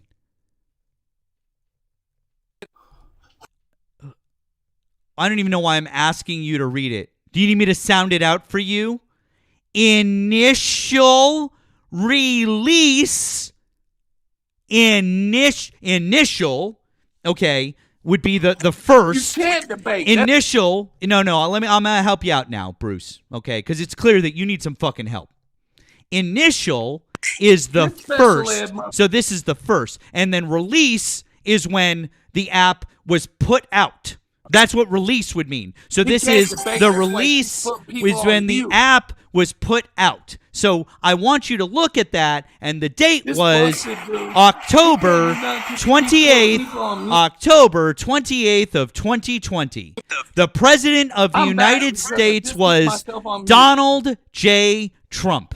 This app was created under the Trump administration, and you, sir, This are midget so troll. fucking dumb that Midget you troll. literally cannot admit that it was created under the Trump administration, because And now you look so fucking stupid that you can't simply just admit, Because- I was wrong about this one fact, and you've dug in so hard because you have to be just Trump. like Donald Trump. You have to take a page out of Donald Trump's book and go, I can never admit that I'm wrong about anything. That's exactly what you're doing. And by the way, it might work for him because you guys are so dumb, but the nearly 1,400 people that are in here, we're not dumb. We're not Trump supporters, and we all can see what a fucking idiot you are, and it's not going Why to you work. keep- We can all see Put me on right mute. above, because whatever you have to say is I'm gonna fucking keep stupid, hitting- and we don't fucking care. Because- That's why I keep putting you on mute, You- is because what you have to say are like- is fucking stupid. Okay? That's why I keep putting you on mute. Anyways, everyone in here can see very clearly Why? that the app was released on October 28th of 2020, the year of our Lord, when Donald Trump was president of the United States. I'm so sorry But- that this has happened to you.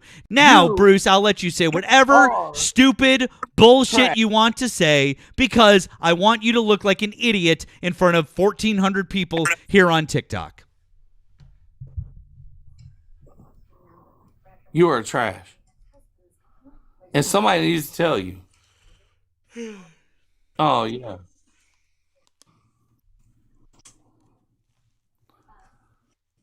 Straight up troll, man.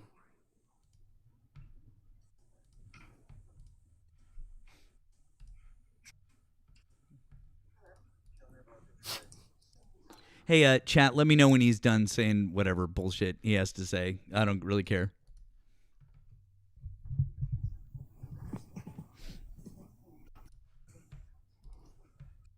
I'm gonna cry in my corner. I'm gonna take my mic off my head. Oh, that's a beta right there. And that's what we don't want in America. We don't want betas. We don't want bitch ass people. We want people that's gonna fight for America. It's America first. We don't care about anybody else. We care about America. And if you don't, you can go fuck yourself.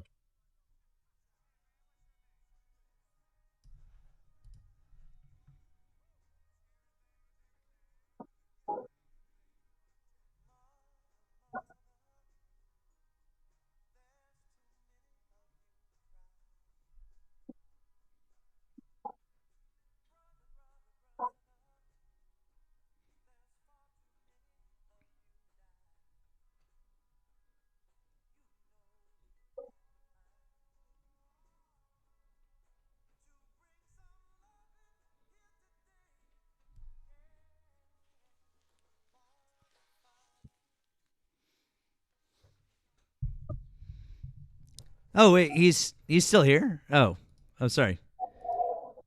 He's still here. Oh, that's my bad. Oh, Bruce, you're still here. Oh, hi. What's up? What did you had something else to say? Did you prove me wrong while you were talking that Biden created the CBP1 app or something? Oh, I'm sorry. Was that? Did you prove me wrong, or are you just a little bitch who has nothing but his fucking snowflake feelings? Yeah, that's what I thought. Get the fuck out of here, you little bitch. By the way, Bruce, come back anytime because that was fucking hilarious. Hi. Kara, hey friend. Hey guys, real quick. We're going to do a real quick PSA before we move on to our next Trump supporter. I know we've got a couple of you guys in the box, but just a real quick PSA from our friend Kara. Hey friend, what's up? Hi. I for one, I hosted my first live tonight, so that Nice. was Congrats. fun. Thanks. Yeah, I had no idea you have to go live for 7 days and 120 minutes before you're even allowed to accept people. Or I was like, I can't even put a background up. Are you kidding me? But yeah, I don't know if you know me from panels. I don't really host, but I'm gonna start hosting my own lives on Tuesdays and Thursdays, but for the next 7 days as well, so that I can start bringing people up. So I don't know if you want to drop a follow or anything. Like I just any support, much welcomed, much needed. And yes, okay. Anyways, I'm here for a reason, not to talk about myself, and I don't want to take up too much time because I don't want your viewers to go down. So I know we're all here for MAGA debates, and I want to see it because oh my gosh, nobody rips into MAGA like Matt does. You're all okay? good. You got an important thing. You got an important thing to say, and I want people. Please do follow, like you said. But let's. This is important. I want to. Let's help out here. So please inform everybody. Yes. All right. So, just a little bit of background. I work at a civic education nonprofit based in Washington, D.C., and we bring students from all 50 states to D.C. to do a civic education program.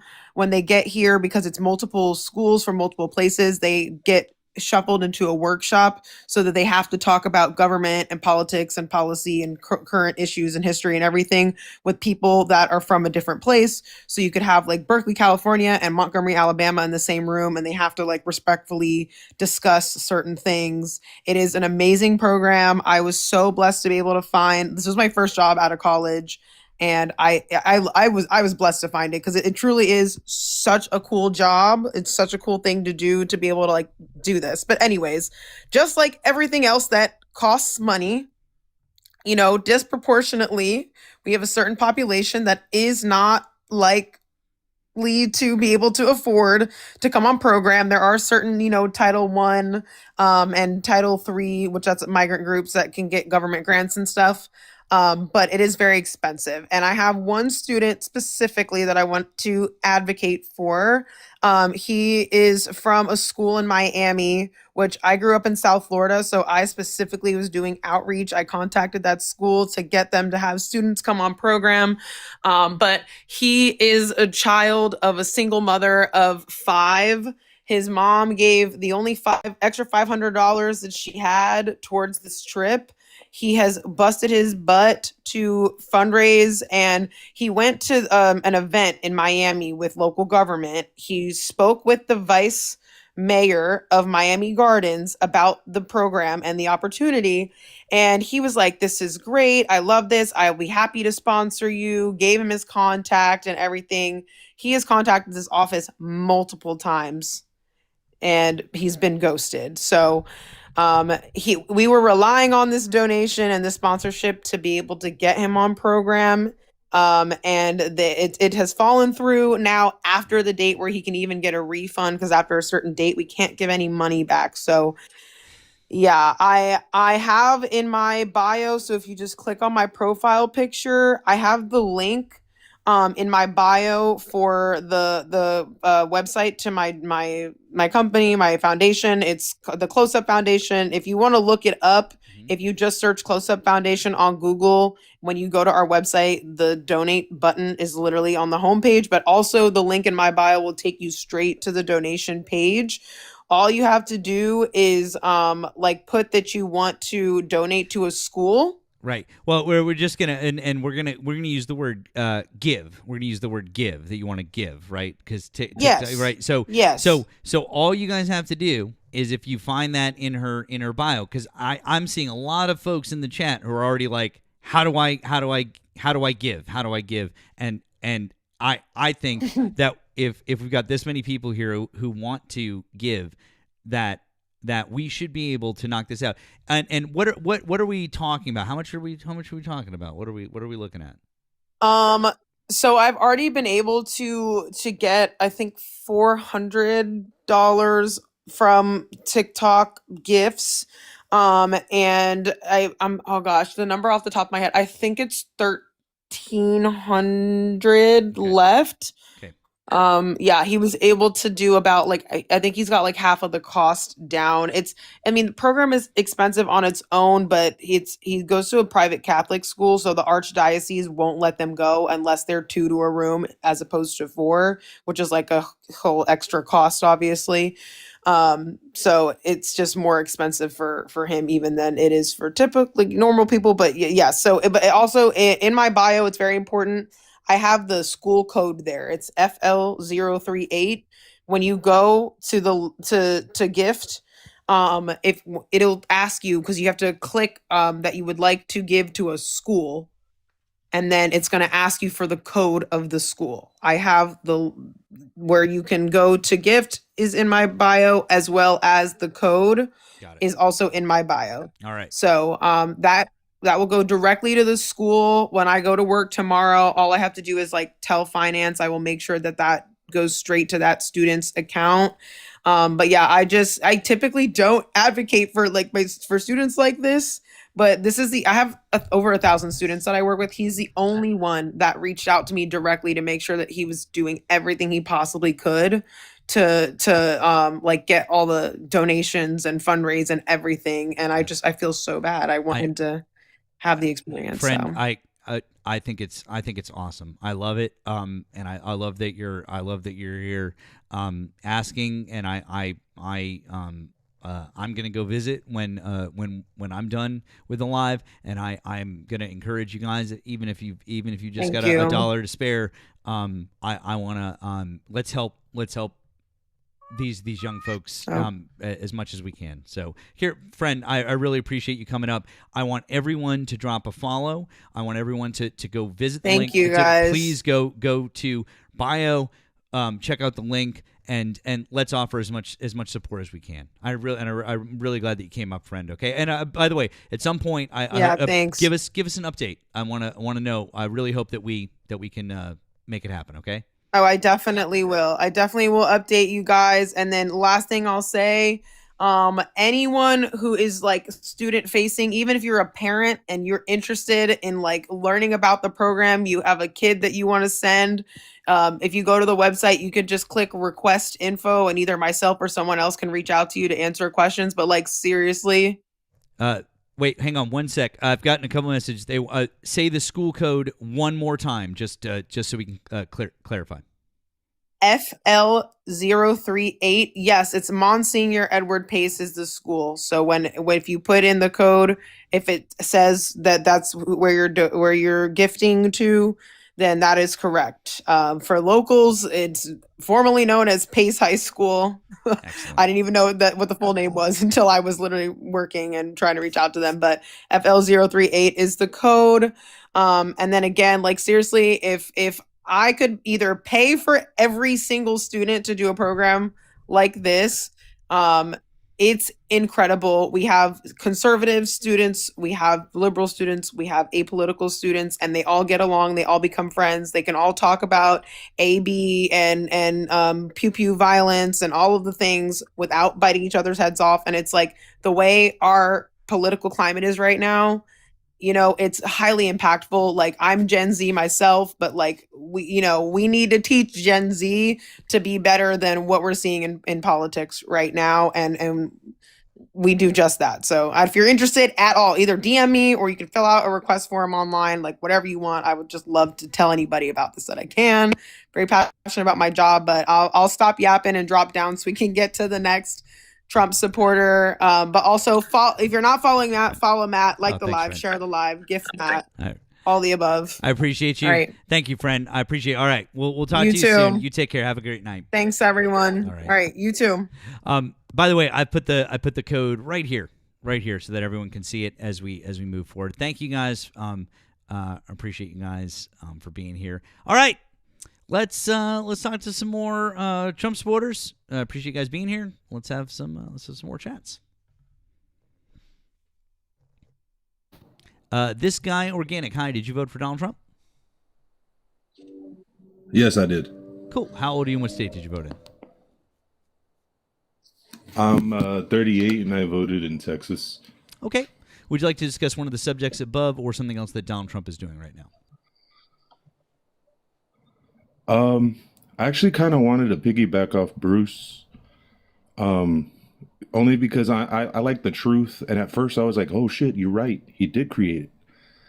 And upon looking into it, because I didn't really look into it before, I see that in January 2023, the functionality of it was expanded for migrants. At first, it was just an app for commercial trucking companies and travelers, I think, something like that. Nope, that's not true. That's not true? Well, I mean, it was 'Cause I'm primarily reading right now. on its initial to do that, but you could still make different claims using it. You could still do citizenship, not citizenship, but you could still do immigration functionality with it. The Biden administration just expanded the functionality fully on January of 2023 to include all migrant asylum claims, because what they wanted to do was they had to handle the incredible backlog of people dealing with Title 42, which you know what Title 42 is, right? I don't really pay attention much. I just voted because I'm a constitutionalist. I just like my. So you voted for Kamala. Oh, so you voted for Kamala. Oh, because you care about the Constitution. You voted for Kamala Harris. No. I was misled into thinking, because both parties do this. No, they don't. They're just no, they don't. We don't do. No. I'm starting to stop you there. We don't do whataboutism here. And if you're going to say that the Democrats do the same thing, I want you to explain to me how Joe Biden violated the Constitution. Give me the amendments that he violated, and in what way? No, I'm not talking about Joe Biden himself. I'm talking about the administration. Okay, great. How did Joe Biden's administration violate the Constitution? Which amendments did he violate? I believe that it was the Fourth Amendment. No, not what you believe. I during want to know COVID where was restrictions. where was the Supreme Court case brought against the Biden administration that said that he violated the Fourth Amendment? Oh no, there's no court case. Wait a second. Like I so said, it's I'm a basically just your constitutionalist, so it's and just if your I- feelings. Because see, the thing is that I actually have Supreme Court cases that says that Donald Trump has violated the First Amendment, the Fourth Amendment, the Fifth Amendment, the 14th Amendment, the 10th Amendment, the 8th Amendment, and the 6th Amendment. So where are your Oh, yeah, where for are sure. your I'm not arguing with you there. So great. So we can agree that in fact Donald Trump has actually violated all of those amendments because we have actual federal and Supreme Court cases that have ruled that he has. But you have none that would say that Joe Biden Yeah, has actually. 100%. But you have none that say that Joe Biden has actually violated a constitutional amendment. So in Yes, fact, you're correct. it's just no, and I mean no offense to you, because I'm in the same boat, but it's just to Joe Schmo's opinion on the internet. My opinion doesn't really matter, and your opinion doesn't really matter. It kind of matters when the Supreme Court says it, though, right? It does matter, yes. Okay. But so also, I don't think isn't we our can do the Supreme what Court about. stacked? So I don't think we can do the whataboutism thing there, because you can't prove that Biden did it, but we can definitively prove that Trump did it. No, but I think we could both agree that our Supreme Court currently has been stacked and is quite possibly corrupt. Oh, absolutely. And the fact that they've still ruled against Donald Trump in a bunch of those matters is mind-boggling, and it absolutely goes to prove that he's 100% violating the Constitution in ways that we've never seen before in our country's history. Right. So No, if you're yeah, a for sure. constitutionalist, Like, here's the thing, like then with the second you hate Donald Trump. well, the Second Amendment thing with this the recent guy, I'm sorry, I'm really bad with names. Alex and it Preddy. has nothing to do with me It's not okay. keeping It's up. all right. Alex Preddy is his Preddy, name. yes. Yep. Yeah, with Alex Preddy dying and then Trump saying that, he shouldn't have had a gun. That's Supreme Court didn't say that's illegal, that's against the Constitution. I believe that to be true, and I know you guys believe that to be true too. So when the same thing was happening in the Biden administration, I believe that as well. That's my point. I might be wrong. Hold on. You but, believe what do Supreme you Court believe? wrong, Hold I on. get that. Time out. What do you believe to be true? And what are you assuming that I also believe to be true? I have no idea what you're saying. Explain. That we all believe that his Second Amendment right was violated, even though the administration is trying to tell us it wasn't.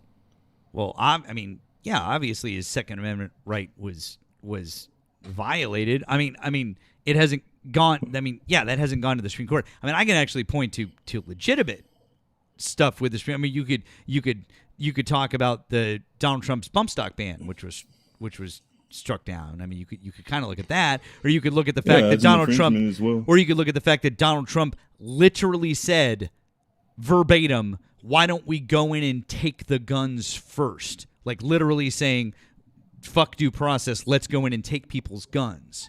I haven't heard a Democratic president ever say that, or any other Republican president for any matter. But I mean, like the idea, Right. the idea that they wanted to take guns away from trans people, like what the fuck? Like we're gonna pick and choose like No, who no, gets guns for everyone, Okay, man. well then yeah, exactly. This is the most anti-Second Amendment president that we have had. I mean, modern history, maybe history. I mean, like Yeah. ever. I dare Yeah, say yeah. ever.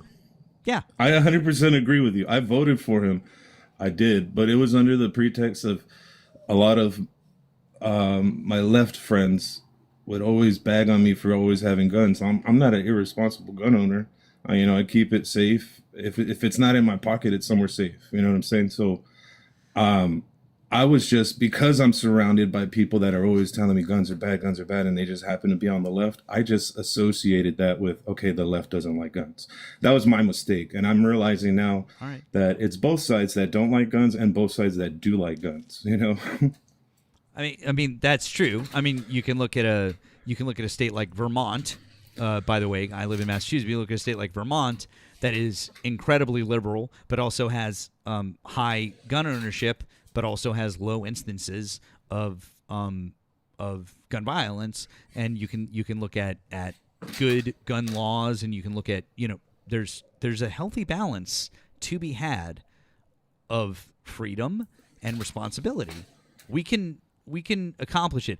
I am not personally. I mean, I've been to a range. I have used them at various times. I'm not personally an owner. I have no desire to, and I have my own personal views about it. But like, I'm also a realist, and I'm like, yeah, people hunt, and people, certain sport and whatever, and I'm like, okay, it is what it is. But we can't even take simple, basic steps in this country to address the fact that like 2,600 kids are dying a year, like the simple stuff. And that's where the Republicans are like infuriating, because they won't even just take a step towards doing common sense shit. Like, you know what I mean? So that's where I think where you can be like, yeah, there's some people on the left who like guns and some people who don't, and on the right it's a little bit more skewed. But okay, but when we talk about the two parties and the way that they approach the issue, the left on the whole is just like, can we please just have some some laws that would try to help address this problem that no one else in the world has? And the right is just like, Yeah. I'm realizing right now, man, just from talking to you, and I'm looking at the chats, and I'm like, all right, I'm talking to somebody that supports the left, and he's cool. And I'm looking at the chats, and they're not being cool. I get it. But at least I'm not here being a hypocrite. I'm letting you guys know, like, hey, if a resistance goes down under this presidency, I'm with you guys. I don't give a fuck if I voted for him or not. Well, listen. Number one, guy. Don't look at the chat. Number two, we talk to a lot of people here who voted for Donald Trump and are really nasty, and they say a lot of hateful shit, and so unfortunately, just kind of by virtue, you are gonna kind of get lumped in a little bit. However, it does sound like you're a reasonable person, and it sounds like you're starting to understand that we've got an issue. That we've got an issue that we need to deal with as Americans, right? Oh yeah, okay. Man, and I think we could all just bond together, just be constitutionalists together. You know what I mean? Like, you have your ideals, but I think at the core we should all be constitutionalists.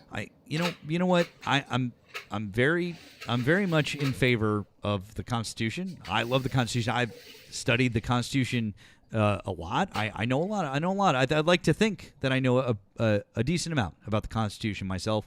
I like it very much. I think it's a very interesting document, and that's why it upsets me so much that the President of the United States is treating it like toilet paper at the moment. And he literally supposedly took an oath to preserve and protect it, and he's not doing that. And so I think that you'll find that the people on the left very much value our rights.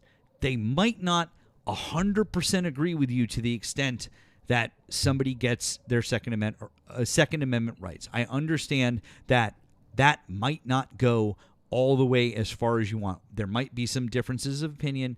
I get that. But I do believe that fundamentally we are all in agreement on the Bill of Rights on the left, that we're all sitting here going like, yeah, this is really important shit. Like, we need to focus on this. And you've got the Trump administration actively violating the First Amendment. The federal court said so. Actively violating the Fourth Amendment.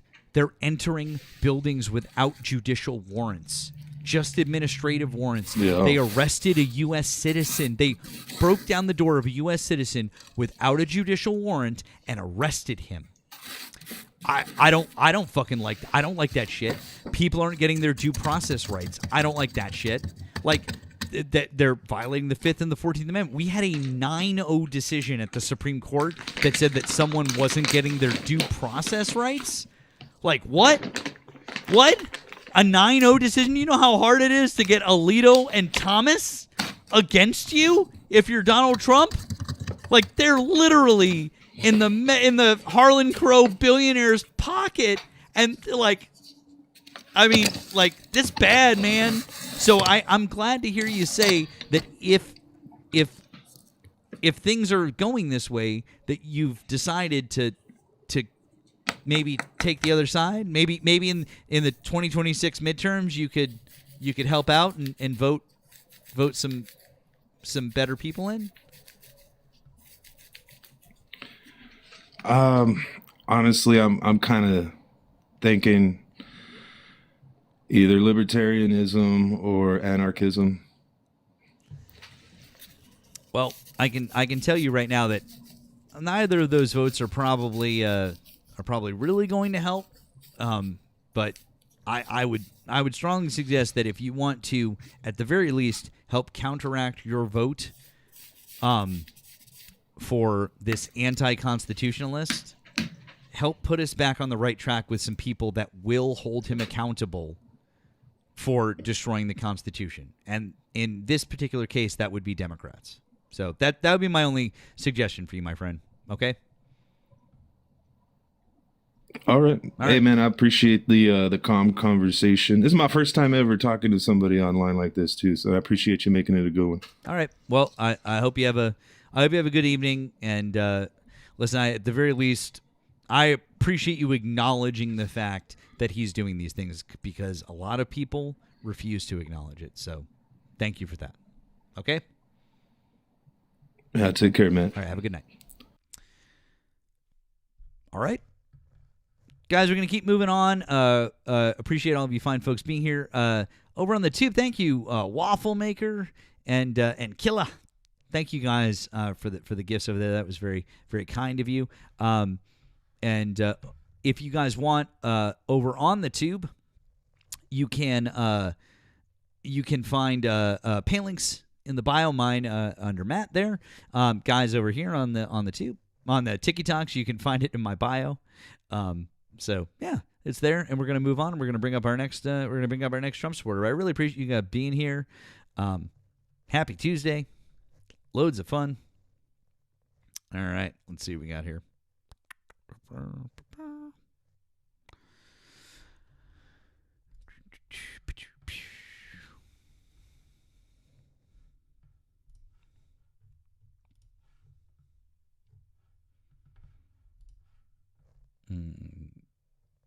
Okay, that didn't load up.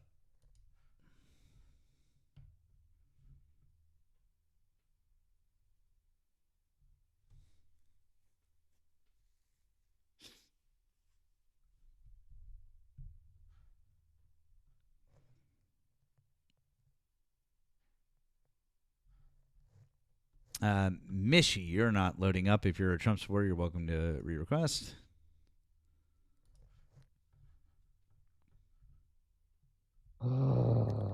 Red, hi, did you vote for Donald Trump? Oh, it sounds like someone is sleeping. Matthew, hi, did you vote for Donald Trump? I did, yeah. Okay, how old are you and what state did you vote in? I'm 18 and I voted in Texas. And what year were you born? I was born in 2006.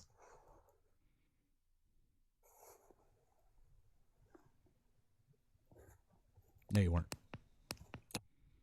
Yeah, I was. No, you weren't. 2006, December 10th.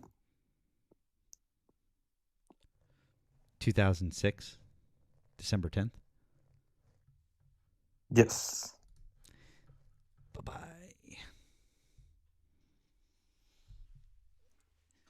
You wouldn't be 18, bud.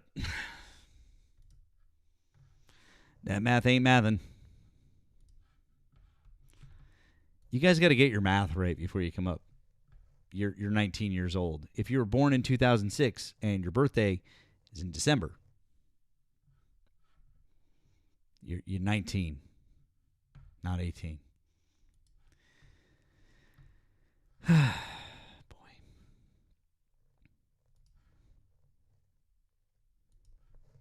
Guys, if you voted for Donald Trump, hop in the box. Let's have a conversation. Petra, hi, did you vote for Donald Trump?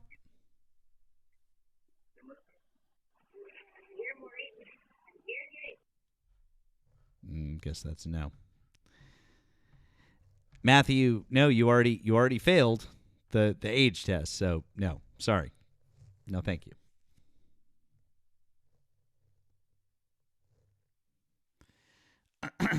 Erica, what's up, friend? Hey, our friend Eric Ashante was on again with Dean earlier. There was like 20,000 people in that live. I was all like excited because I had like 2,000 people last night. Like, Dean's got 20,000. Erica. Joe, hi, did you vote for Donald Trump? I did not, but I also know that Donald Trump was not the president. And I know that Donald Trump was the president in October of 2020. Okay. Thank you, Joe. I appreciate you.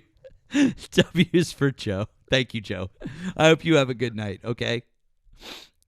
Yep, you too. You too. All right. Joe, clearly not educated in Oklahoma. Thank you. God, that was a painful conversation. Holy shit. Oh, that was, yeah.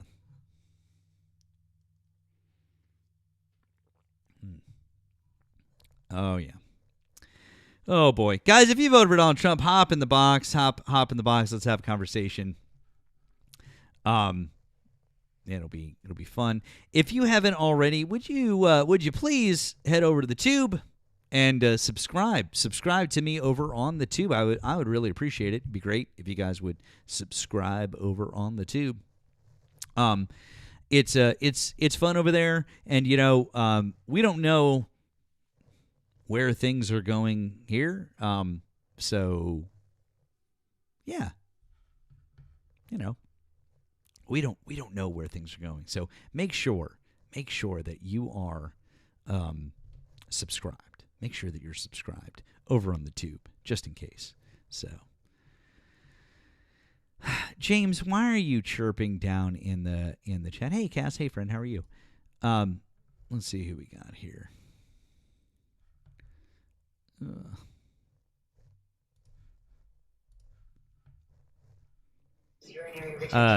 Pens fan. Hi, did you vote for Donald Trump? No, but I got a question to ask you. I come across an article today with Garrett Levitt. I'm a hockey fanatic, and one of our players made a remark about unity and community and that. She made a remark on Twitter that he ought to be silent because it can cause all kind of drama. And I wanted to see, I looked in Twitter, and I wanted to see if maybe you could do some research when you're off the air to see if that's accurate or not. I saved the whole thing as far as, the news article, but I can't find her, her site to where she said it online. Okay. I'll have to check it out. I mean, honestly, I was going to say half the shit, but like more than that, like so much of the shit that she says is just such, I mean, who knows what the fuck she's saying, it's absolutely ridiculous. Yeah. So, yeah. If you would read the article, I mean, I thought initially it was just fake news, but so I went into it to see what all had to say. As I was going down reading about her and the hockey player, it just sat, it just clung to my chest because it just sounds directly like her. What the words she would use. Well, I'll have to check it out, my friend. I appreciate you, and I'll check it out. Thanks. I hope you have a good rest of your evening. Okay, man? Yeah. The hockey player is Cindy Crosby from the Pittsburgh Penguins. Oh, Crosby. Okay. Yep. I know. Yeah, absolutely. Yeah, that's who she was telling her how to be silent. Okay. Well, I'll check it out, and we'll check it out. And also, telling Sidney Crosby of all people to be quiet. That's not a good look for you Pens fans. So I feel you. But all right, we're gonna see. Well, if we, he read the tweet. what's that? He read the tweet out loud from her. Got it. Okay, I got you. I see. Well, I'm gonna check it out when we get off the air. But my friend, I appreciate it. I'm gonna see if we can get some other Trump supporters up here to have some conversations with. But I appreciate you. Okay, man. All right, thank you. All right, have a good one. Thanks, Pens fan. We'll check that one out. It's Sidney, as in Sidney. Sidney Crosby. It's a famous hockey player for the Pens.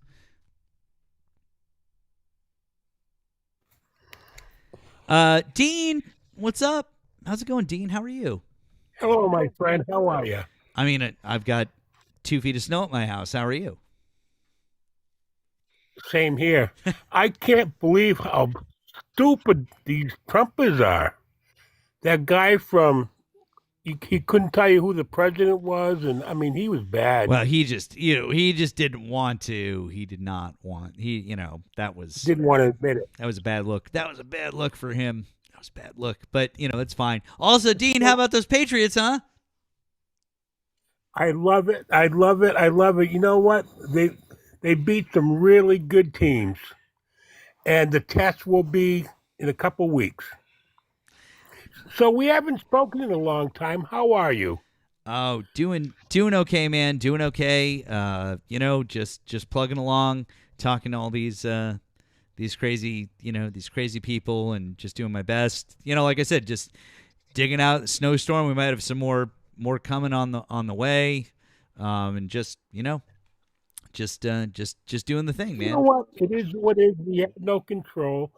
But I did get myself another car because I was in a car wreck 2 days before Christmas. Somebody hit me, totaled my car out. Oh, sorry, man. That sucks. Didn't have insurance.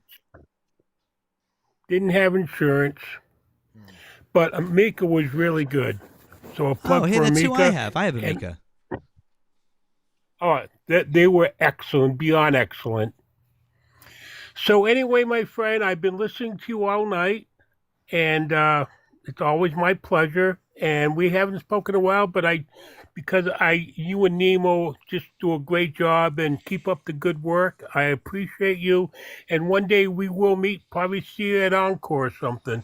It's something like that. Well, hopefully once the weather lightens up a little bit in the spring of the summer. But Dean, I really appreciate it. I'm sorry about the car accident, my friend. But I'm just glad that you're all right, mainly, and that's the main thing. I'm glad that you're okay and here talking to us. So that's good. Thank you, my friend. You're awesome. So anyway, go Pats. The hell with Trump. He's going down. MAGA's weak. They have nothing, and they never will. So anyway, take care. God bless you. Thanks, Thank you. Thank you, my friend. All right, W's always for our friend Dean. W's for Dean. Big, long time supporter of the live. We appreciate you, Dean. Guys, we're just looking for Trump supporters, though. Just Trump supporters, please. If you voted for Donald Trump, hop in the box. Just Trump supporters, please. At the moment, appreciate you guys being here. But we are just looking for Trump supporters.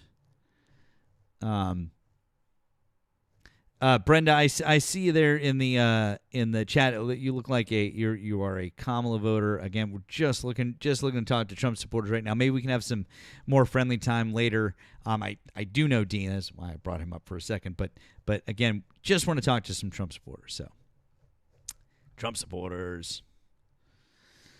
Are there any left? Are there? Because I mean, I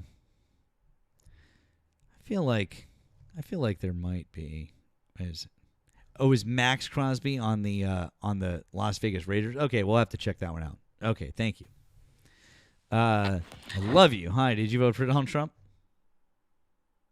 Hey, I'm actually a censored anti-Trump artist. Curious if you're interested in learning about that at all. I mean, that does actually sound really cool, but at the moment, I am just looking for debates.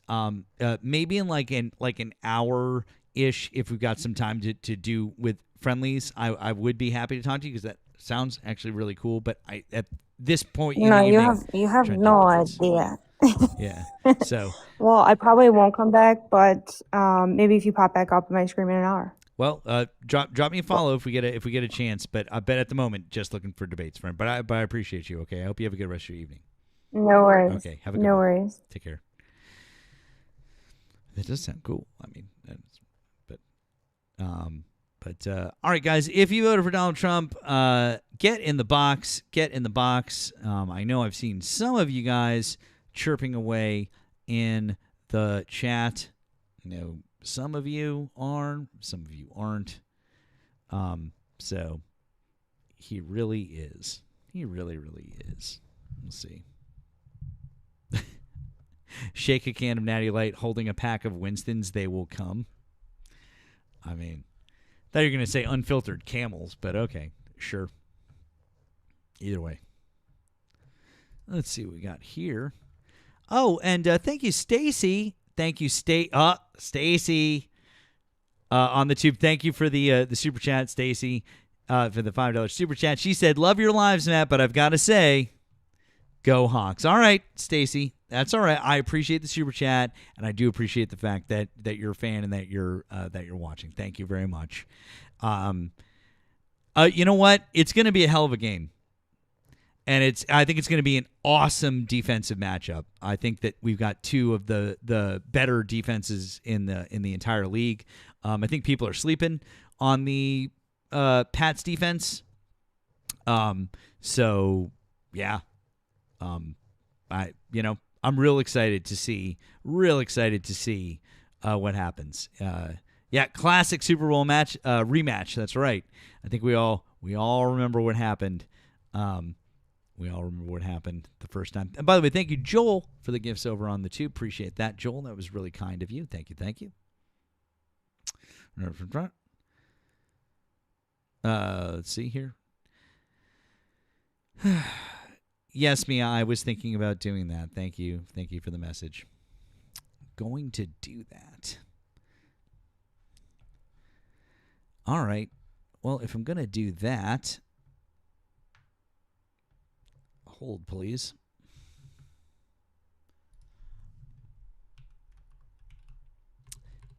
Since I don't have Nemo with me at the moment,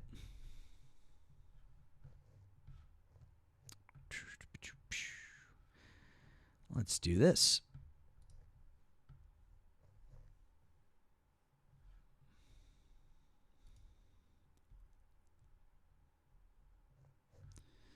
All right.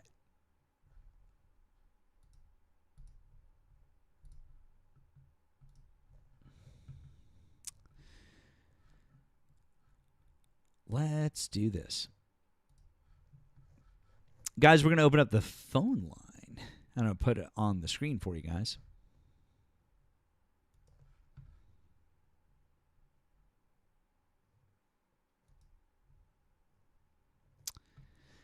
All right, guys, the number is now on the screen. So if you voted for Donald Trump and you'd like to call in, if you're over on the tube, feel free. You can call in.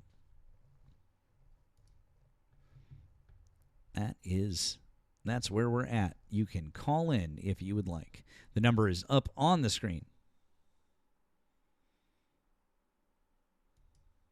Come on in. I know, right? Super fancy. Nemo, I didn't hear from Nemo. There's a chance he's sleeping or whatever. I mean, it happens sometimes. It happens. Move it over to the right a little. Okay. How's that? I know W's Nemo. We love Nemo. Absolutely. There you go, guys. Once again, if you voted for Donald Trump, call in. Call in. Come in and say hi. Probably sleeping. That's fine. That man needs sleep sometimes. As do I. This is why you don't see me on a lot of lives during the day. Is after I drop my daughter off at school, I try to catch up on some. So let's see here. Once again, guys, if you voted for Donald Trump, you can either hop on the box here on the Tiki Talks, or you can use the call-in number above, which is currently on and receiving calls. So if you voted for Donald Trump, feel free to do that. That's weird. Kevin, have you ever debated MAGA sassy? I don't think so. Name doesn't sound familiar, but then again, I don't know. There's a lot of people that I've talked to who I've forgotten their names and stuff. So I don't know. Or sometimes people change their names. I don't know. So someone on the tube said, "What time zone am I in?" I'm East Coast. I'm East Coast. I'm in Boston. Hence, go Pats. Let's see here.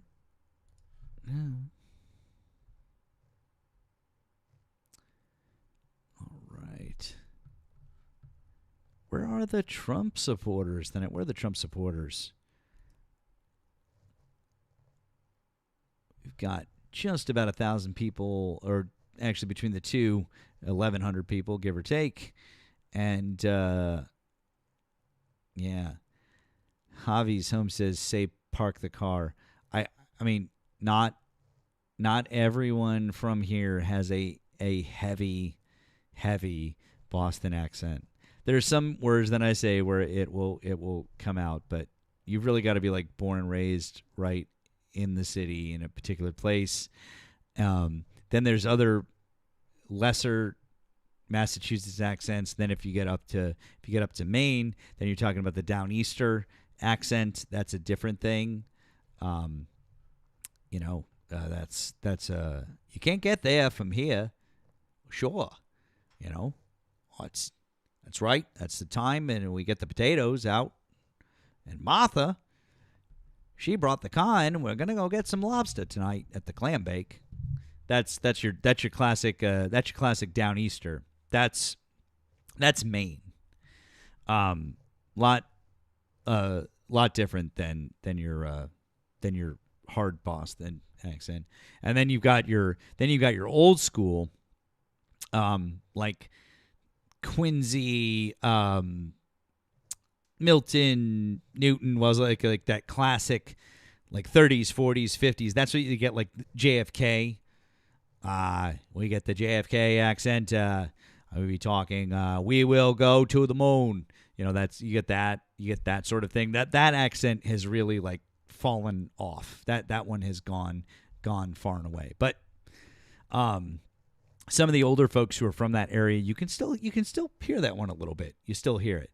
And then what Ben Affleck and Matt Damon do is your classic, Boston accent or whatever. So there you go. There's one thing I do know. It's our local area accents pretty well. So the main one is terrifying. I don't know about that. Not terrifying. So wow, cool story. Anyways, I know this is exactly the content you guys were looking for. Once again, if you voted for Donald Trump, you can hop in the box over here on TikTok, or you can call in. You can call in. We do have the phone line open. The phone line is open. It is up on the screen, 617-539-6897. So it's that number right above me. You can call in. I also love Good Will Hunting. It's a great movie. I specifically enjoy the part where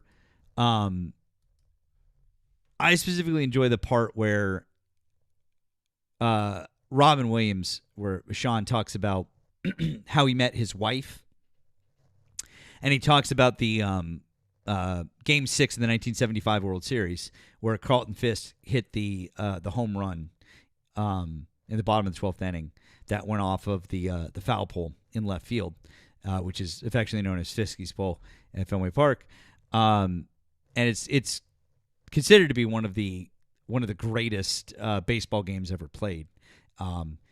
My dad and his best friend were at that game, and so I have great affection for that game. I grew up hearing about that game. My entire life, I have heard about that game. So getting to hear about it in Good Will Hunting and like that connection was always, I love that. So, yeah, that's good shit. So, yeah. Anyways, I do like Good Will Hunting. So listen, Kirk Gibson was an amazing home run. I'm just saying that in particular, Game 6 of the 75 World Series, like start to finish, with the people who are playing in that game and the lead changes and everything, like baseball historians are like, that's one of the like, it's like a pinnacle baseball game. It's considered to be a great, and it is. It's a great baseball game. Not taking anything away from other home runs that were hit or other great baseball games. It's just that one just happens to be considered a great game. Big fan. And I'm a Red Sox fan, dyed in the wool. Before I could understand what baseball was, I was a Red Sox fan. So, my dad woke me up in 1986 so that I could see the Red Sox win the World Series.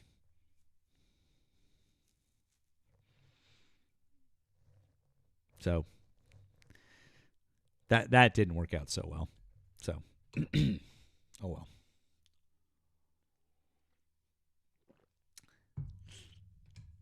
Oops. Andy, we don't say his name.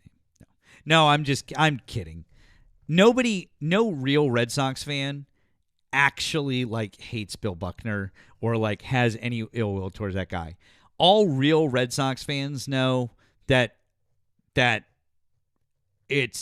was bullshit, and like nobody like really hates him. Like there was some initial like but like nobody really hates him. Nobody really did, and that was all water under the bridge. So yeah. Oh, you know Andy? Okay. Oh, that's good. Okay, good. Secret. Yeah, I know. Oh yeah, that's good. Yo, you're a Sox fan. Okay, Andy, you're a Sox fan. Okay, cool, good, very, very good, my friend. Okay, cool. SJ, I don't have the most up to date information because I've been on. Carlton Fisk's nickname was Pudge. I've been on for a while, and I haven't looked, and I don't want to just start like reading things. I don't want to give anyone incorrect information, SJ. So, I'm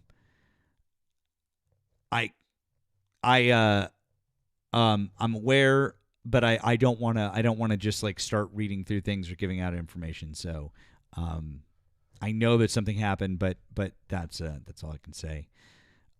Hey, thank you to Joel. Thank you, Joel Shee, over on the tube for the $5 super chat. Go Pats! I lived in Charlotte near Drake May. NC Pulling Form. Thank you. We love Drake May. We are fans. Also, his wife Anne and Michael. We love her as well. Adorable. Bakemas. Amazing. We are making them, they are just fitting right in here in New England. So we like them. Good for them. Good times. Guys, if we have any Trump supporters, you can hop in the box. You can call the number on the screen. 617-539-6897. 6897. You can do that. Absolutely can do that. You can come on up and we can have a conversation. It'd be all kinds of fun. They're all gone, K-Cats. They're all gone. Hey, Matt, remember who the Atlanta Braves were first? That's right. They were the Boston Braves. That's correct. They played at the Huntington Grounds, which is now Northeastern University.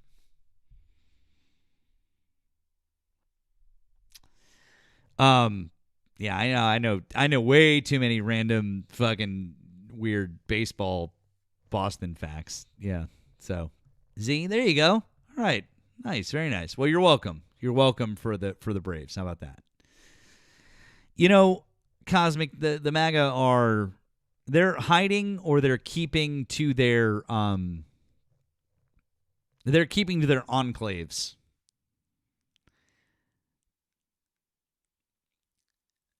Some of the shit is unraveling, like in real time. There are Republicans that are demanding oversight. Granted, I do believe that some of it is performative, and the reason that I believe that some of it is performative is because the reason that some of it is performative is because they're just wanting to, see what they can do about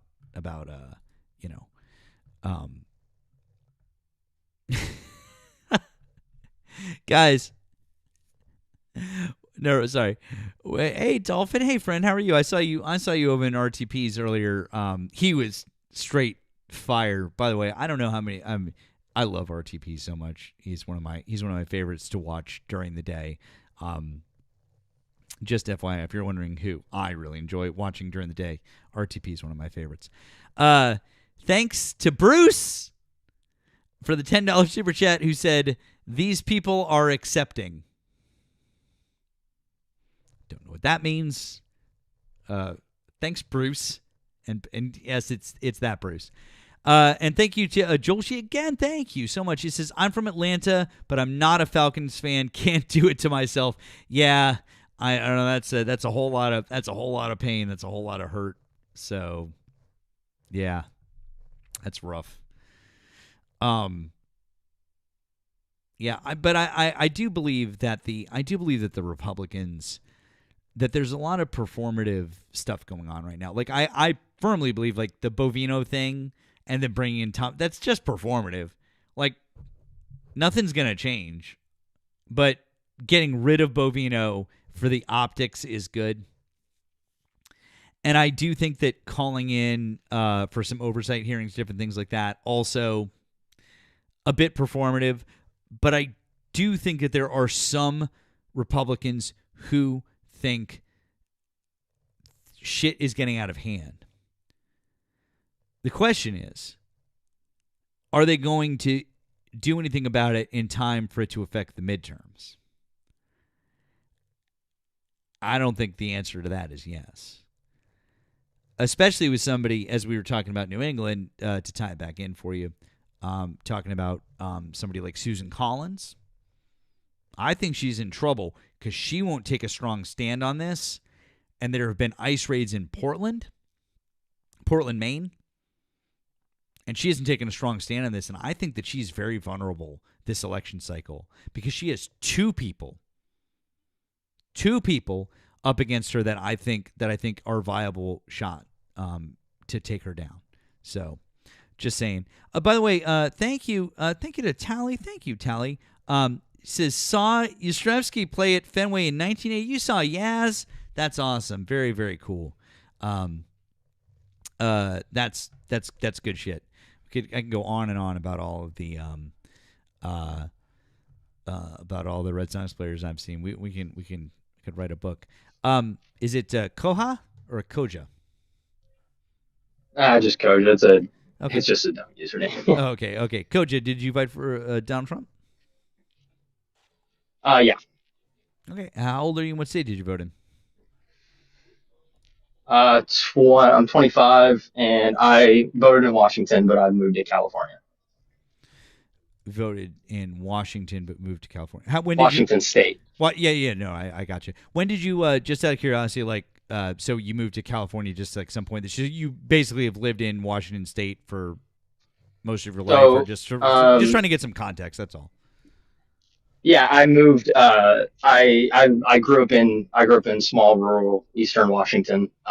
And went played baseball in college and then just transferred to a California school because I just hate fall baseball. It's so cold in Washington. Needed the warm weather. Okay, that's all good. Okay, that's I just wanted to like just kind of like get a gauge on like where you lived, and that's okay. So, so you're a Washington State guy. All right, great. So 25. Would you like to discuss one of the subjects? Okay. Would you like to discuss one of the subjects I have above, or something else that Donald Trump is doing right now? Yeah, I mean, let me look at these. Sorry. Okay, I don't know. My stance is probably a little bit more liberal than you might think, so probably we would have some agreement on that. MAGA isn't Christian. Is that what that says? There's like a bunch of like thanks and sorry, I stuff know up there, it's tough when there's stuff. Yes, that is what the top one says.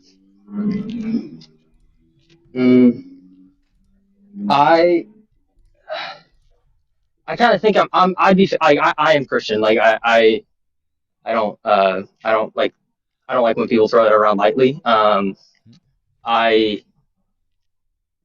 don't really I believe in the separation of church and state, for example. So like I do see a sense of like separating kind of your personal faith with your political views.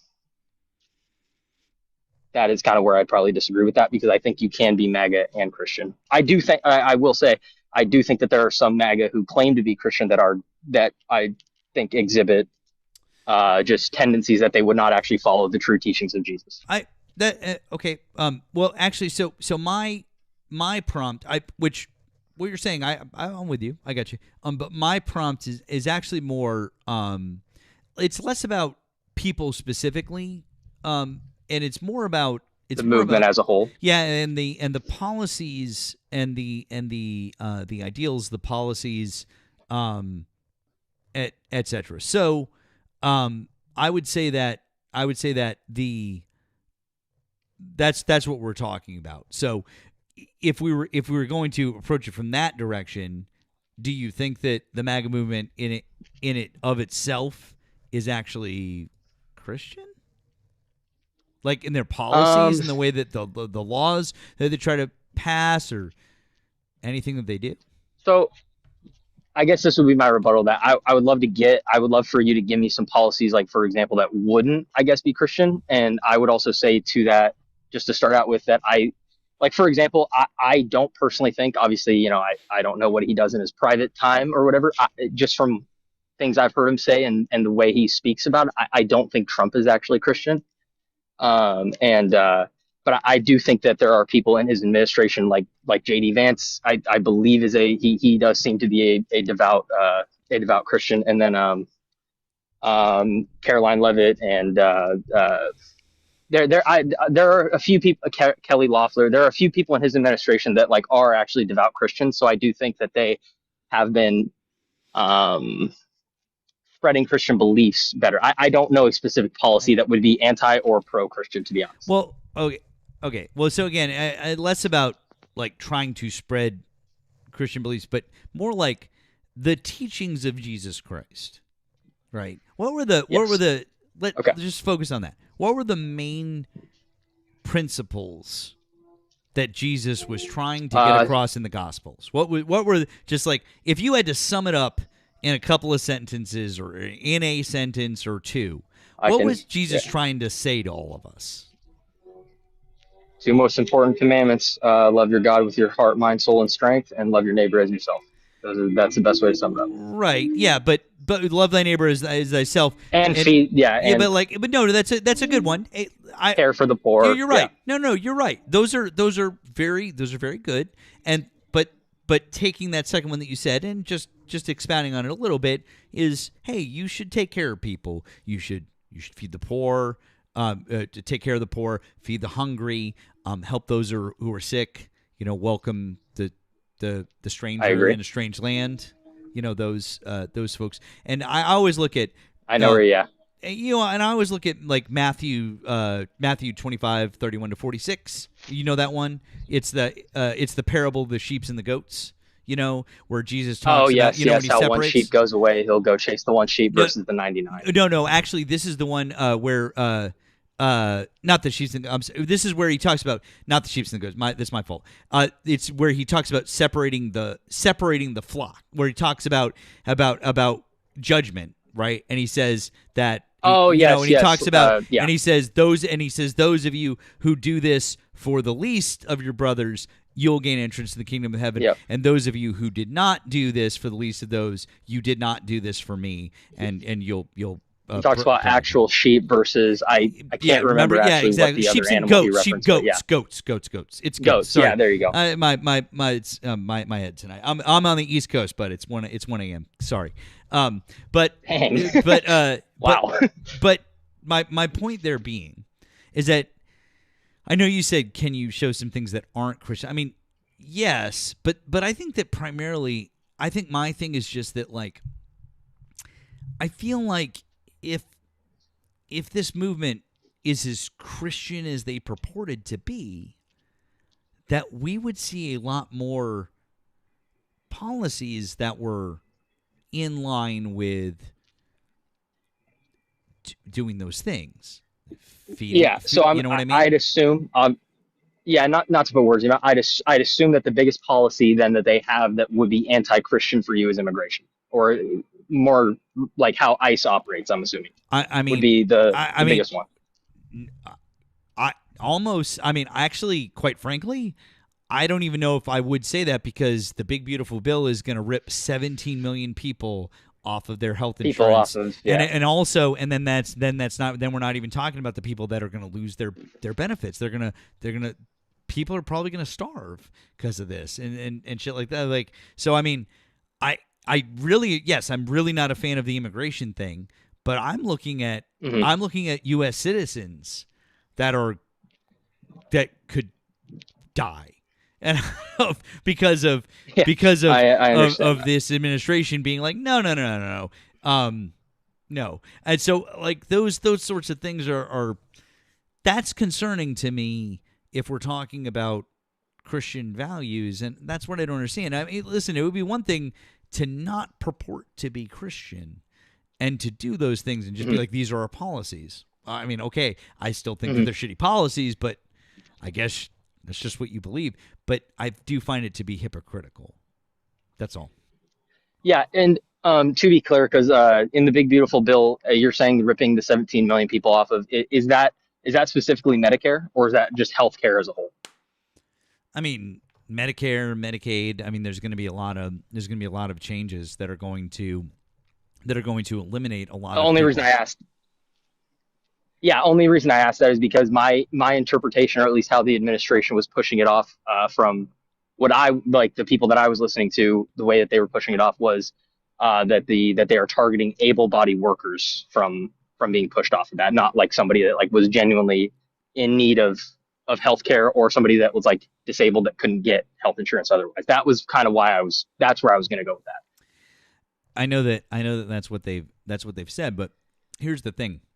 Did you know that Arkansas, the state of Arkansas, actually tried to do this thing where they like put all of these different requirements on aid like this, and then they had to reverse it because the problem was that having all of these different requirements and requiring people to go in and be able to navigate to a website and find these forms and do this and do that and to do all of these different things, instead of weeding out some sort of like bad apples, the only thing it did is it prevented the people who really needed the help from getting the help.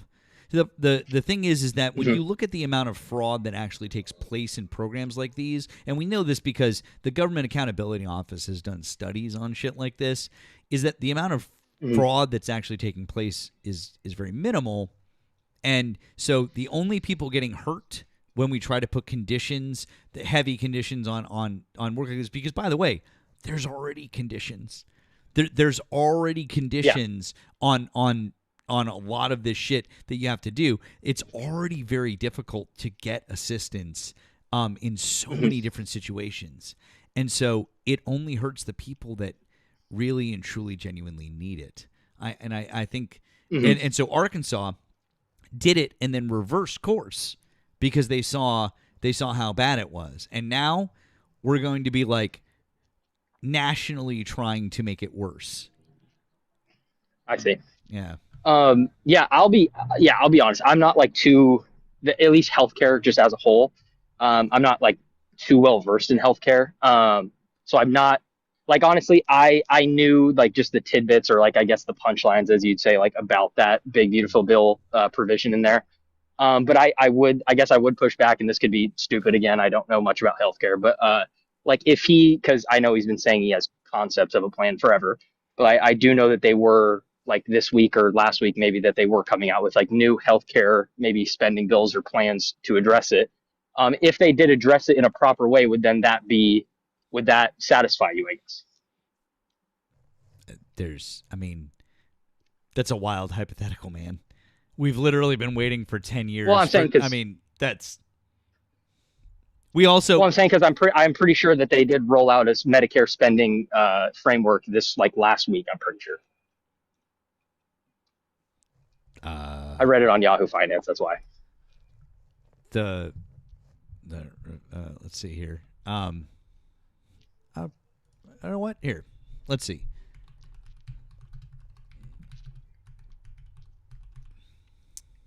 Let's take a look here.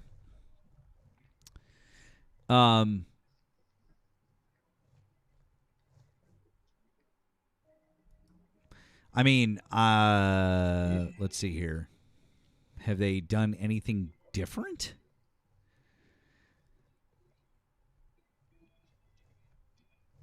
No, there's proposed payment policies that are different with Medicare Advantage. I see. So they're not. That didn't actually reference. There's nothing. Because I'm telling you, my friend, if there was something actually out there that was like a different, some sort of a healthcare, because this has been literally, and when I say literally, I do mean literally 10 years that Donald Trump has been promising us some sort of healthcare plan. And by the way, don't forget, they were one vote away from completely gutting and repealing John the McCain. ACA and John McCain, and there was nothing to replace it. There was no plan in place. No, there was I remember. nothing, and I mean, like,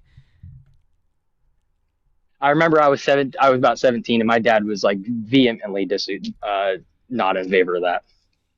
I do remember that very specifically. So, yeah.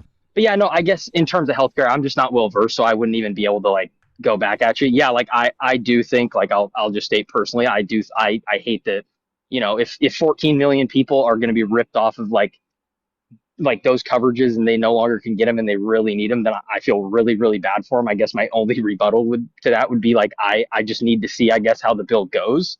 And because I voted for him, I haven't seen any substantial evidence yet. Like there hasn't been any reports that like anybody's suffering too much. Maybe you can prove me wrong on that. But like I would just need to see something, I guess, because I already do support the administration. Well, mainly that's because a lot of these provisions aren't set to take place. Haven't gone into effect yet until after the midterms. I see. Isn't that Okay. isn't that interesting? Isn't that interesting? Yeah. That's how And they so- do it. That and is how so- politicians do it. and so I there- hate that on and both so- sides. I hate that. And by the way, they were originally going to take place starting this year, but they changed it because they knew that if their policies see. took place this year, that they would get even Yeah, more, and I hate that stuff. even more crushed in the midterms. Yeah. Because Yeah. you'll start to see it next year. You'll start to see it. Yeah, I guess what I would tell you is my biggest reason for voting for him. Before I had really three, but I had really two very basic points for why the economy, and then my second reason was I viewed Kamala Harris just based on her statements during the campaign. I viewed her as kind of a continuation of the Biden presidency, and so I didn't think that administration had earned another 4 years. Was my other thing. I thought you said that the economy was your number one issue. It was. Then why would you vote for Donald Trump? I think he's done actually pretty well on the economy so far. and I think he's set a good foundation in 2025 for a pretty significant boom here in 2026. If you want to, like, people that I can reference on that is I love listening to his Secretary of Treasury, and I love listening to his National Head of Economic Council. Hold on, I'm sorry. Are you using as sources Donald Trump's people who only say good things? Here's what I want you to do, my friend. No, I understand. No. I independently verify what they say. Like, cool, awesome. I want you to give me some national economists who agree that what Donald Trump is doing is correct. Okay. Stephen Moore, I believe, went on CNN. He's an economist. He did work for the previous Trump administration. Oh, got it. So he's another Trump guy. No, I want nationally recognized. Just the reason I said that was because What's that? I said just the reason I said that was because I literally just saw him on CNN today. He works for the Heritage Foundation, bud. Yeah. Okay. Yeah. So no. Then I work in finance, so I could give you like my own economic data points to back up my claim, I guess. Yeah. It's a debacle. The entire thing is a debacle, and if you work in finance, you might be happy about a couple of the things that you're seeing personally, but if you care about our economy on a whole, why would it be a debacle? You should be incredibly concerned that things are not going well. The only real concern that I've seen, the real concern that I see, my biggest concern would be the weakened labor market. But I do think the devaluing of the U.S. dollar will help bring that back in 2026 and 2027. You think that devaluing the dollar is going to help bring that back? Yes. Awesome. Yes, because devaluing the U.S. dollar, devaluing currencies does onshore jobs. Cool. That has been proven through other countries. No, but not in the United States. And that's why during Joe Biden's term, fair point. He added was it 16 million jobs? And before you say C-19, only half of those were rebound jobs from C-19, and we didn't have to see it. And we didn't have to see a devaluation of the dollar. In fact, when you talk about a devaluation of the dollar, you know that this is the worst that we've seen in 50 years. That's for the dollar? Yeah, this is the worst. I believe I thought it was at a 4-year low. No. I'm saying from an administration start, it's the worst that we've seen since 1973. That no administration. Oh, you're talking about just in terms of the value of the dollar. In terms of the value of the dollar, no administration has done this bad since 1973. Like, that's pretty fucking crazy. And also, dude, like, aren't you, like, if you're in finance, like, aren't you getting, like, a little antsy about fucking, like, I don't know, shit like short-term bond yields and things like that? Yeah, those definitely, the bond market is kind of concerning, I will say, but I do think that the bond market, economists, especially like Peter Schiff, have been warning about the bond market for years and years and years. Yeah, and guess what? And guess what?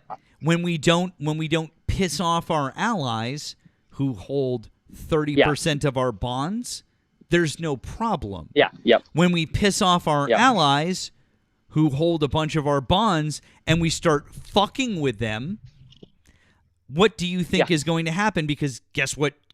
Denmark is like, hey, we're going to start telling people to sell off your bonds. And guess what Donald Trump just backed off of at Davos? Greenland.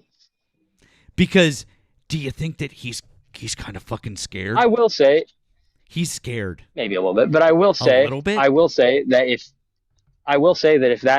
the deal that he supposedly struck there, if that does end up going through, I do think that is a net positive for the country, even if the rhetoric and what was said leading up was not. Dude, hold on. Do you want to pivot to Greenland? Well, no. You just brought up like the Davos. That's why I don't want to pivot to Greenland. I mean, we can talk about Greenland if you want, but that's. I would just like to say that I think on the economy, and you can rebut these.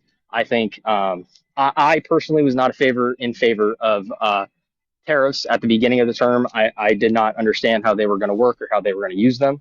I do think, though, that they have been so far that you have not seen the inflationary impact of them.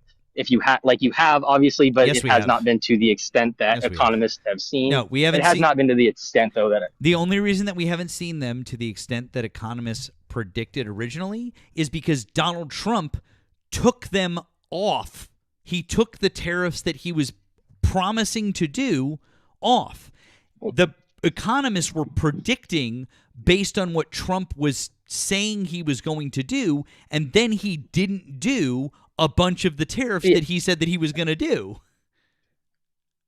See, I would push back on that just a little bit, just because I believe for at least a half a year now we've had at least, I think, a 15% tariff on average on imports into the United States. So Hold on. And Donald Trump was saying that he was going to do a 30% tariff on Mexico on everything and a 50% Yeah, I'm not tariff. in favor And of, like, the- I know, but what I'm saying is that when you say things like, "Oh, it wasn't as bad as was predicted," you're ignoring the fact that the economists who were saying that were basing it off of those original numbers. We've still seen an inflationary trend, and if you try to go in and you try to cite me the CPI without the numbers from November, October, and November, which is such fucking bullshit. Like, they calculated the fucking CPI by putting fucking donuts into, like, what the fuck? Like, this administration thinks that if they can just make shit up. Like, they literally put zeros into CPI, and they're like, look, inflation's getting better. No, it's not. They just fucking lied, and they didn't put data in and then divided by numbers that didn't exist. Like, come on, Okay, then dude. do you use- They're lying to us, and you know it, and I know it. If you're in finance, you know they're lying about inflation. I'm saying, do you use as a credible source at all Trueflation? I mean, I think I've seen the website. But Trueflation is like a daily average of about 70 million data points, and it tries to calculate the daily averages of inflation. So it's like not as holistic as a month. I go by just so you know, I go by the Consumer Price Index released by the Bureau of Labor and Statistics that hits 92% of America. That has been the most reliable data point source that we have had for fucking ever. And now the Trump administration has decided that because of the government shutdown, they couldn't get the data in, and so they just decided to put zeros in. And by putting in zeros, you and I both know that just simply manipulated the inflation numbers to make them look lower than they actually are. So, I mean, we could talk about Trueflation or other things. Okay, when I read the I mean, you can admit that they're literally just manipulating the data to make it look better because it's not good. Well, when I read the CPI that came out in early January, I didn't see where they were adding in zeros to those categories. I thought that they just did not count them in general. Like it has like a little graph area, and it just goes like with a dash on dash on dash. And I thought I didn't think that added any. I didn't see anywhere in the report that said zero. I thought that just meant didn't count. If you can't count them and you can't divide by 12, then it's a zero.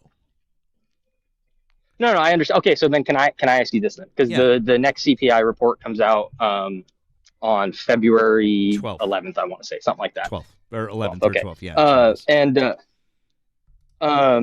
If that data shows, like, I think I do believe that, like, most economists are I think you can look this one up because I just saw this today on the headline that most economists, like the average forecast, I think it was by JP Morgan, is predicting that inflation by the end of the year, according to the CPI, will be down around by 2.3%.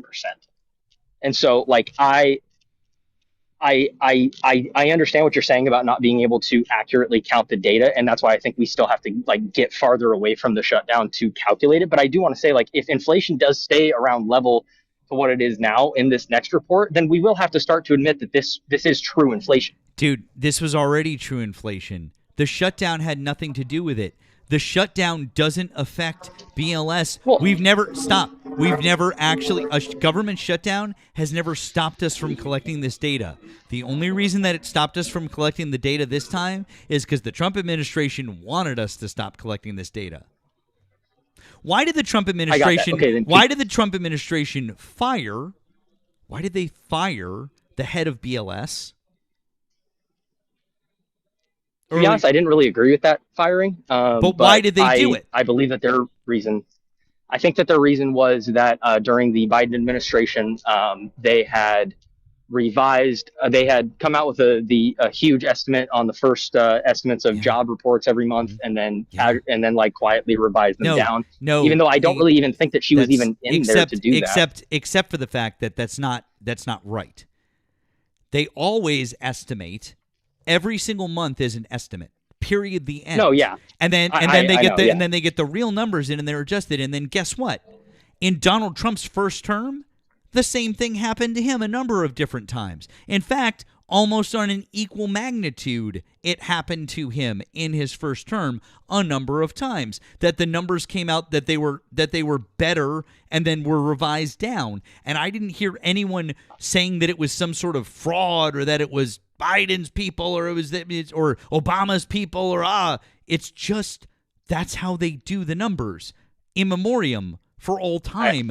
It's an estimate, and so Donald Trump just didn't like the fact that the numbers weren't good, so he got rid of the person who was saying the numbers aren't good, and now that the numbers aren't good with inflation in October and November, he was like, huh. Or not him, because he's too fucking stupid to do this. But the people in his administration were like, huh, we've got the government shutdown, so we can say that BLS can't get those numbers, and we can just not put those numbers in. And then, by not putting those numbers in and dividing by 12, we can have a lower inflation number. Okay, then can I present you something? No, I don't want you to present me something, my friend. I want you to acknowledge the words that just came out of my mouth, and I want you to respond to them. Do you think that firing the head of BLS and then pulling some shenanigans... No, I already said no. I wouldn't have done that. Okay, no, not that you wouldn't have done it, but do you see a trend that they are trying to manipulate data because it's not working in their favor? I mean, I would have said yes to you, but I think that they're the person that they appointed to BLS that's running the numbers now is he's been pretty brutal with the jobs reports at least. So I do think that it's not like he's really. I haven't seen him show any favor, I guess, to the Trump administration, except for the fact that the BLS reports are literally not including data that would inform us on inflation. Well. Again, I don't. Listen. To be honest, why I don't are they even know leaving if they data could out? During the shutdown. Why are they leaving data out for inflation? And by the way, no other shutdown, even during Trump's first term, when he had his two other shutdowns, the BLS didn't stop reporting on data. That's not a thing that has to happen. Again, I would have to go do more research on that specific question. To be honest with you, I don't know the answer to that. If it does turn out that you are right in that they just didn't report it because they didn't want to, then I will have to come to the conclusion that they did not want to report holistically on what inflation actually is. I'll be the first to admit that. But what I was going to say though, would you agree with me that between 2% and 3% inflation has been the standard pretty much for a while in the U.S. economy as a good inflation number for good growth while having a stable labor market? That is typically true, correct? Yeah, 2 and 3% is just fine. Okay, so if he stays between this 2 and 3% while putting on these tariffs, that's kind of where I'm starting to be in favor of the tariffs because I'm starting to see the holistic plan here from him. So if they actually do stay in between this 2%, like economists do think that they will in 2026, except that that's not true. They don't, and here's the problem. The numbers were going down still from Biden, and then what did they start doing in April of 2025? Liberation Day. And then what did the inflation numbers start doing starting in April? What did they start doing every month? Oddly, until October. What were they doing every single month? What were the inflation numbers doing?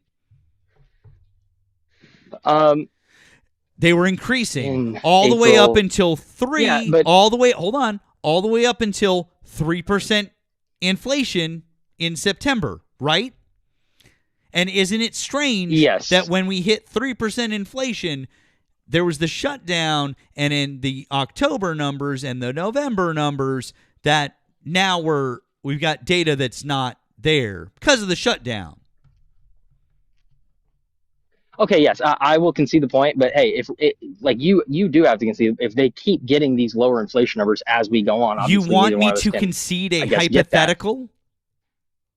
Well, I'm saying because my statement has been that economists have came out and no, said they that haven't. 2026 their outlook for yes they have. They cool. definitely Who have. has said who has said that the outlook for 2026 that inflation is going to remain where it is without a full picture on our inflation data? Who has said this?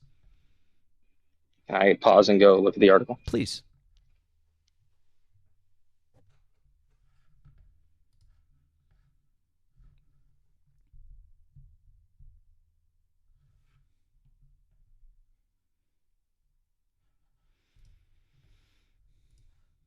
Once again, guys, keep these requests coming. We appreciate you guys. Thank you so much for helping out with this live goal over here on the Tiki Talks. Can we tap this thing up past 300,000 likes? That would be great. Appreciate you guys very much. Thank you. Thank you.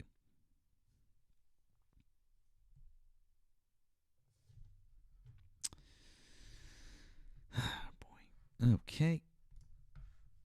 And I've got something that I'm going to pull up for him when he comes back.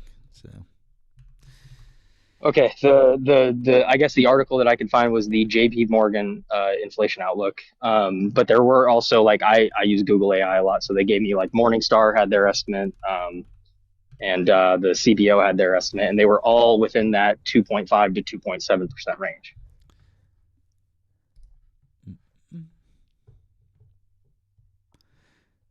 Hold on. I'm looking for their 2026 market outlook. There we go.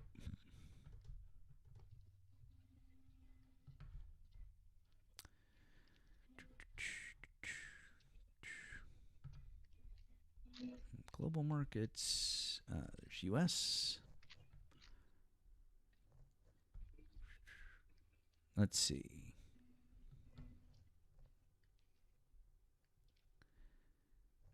Rates. X. Forecast. Currency. Credit. Commodities. It's weird. I don't see. I'm looking at their 2026 market outlook. I don't see where they've quoted inflation rates. In the section on it that says what could cause inflation to linger, it's the title. They say we do expect year-over-year inflation to remain around 2.6. It's towards the bottom of the section. Is it what heading is it under? Equity markets, global economy, rates, FX, what credit, emerging markets, commodities? Which one is it? Which heading is it under?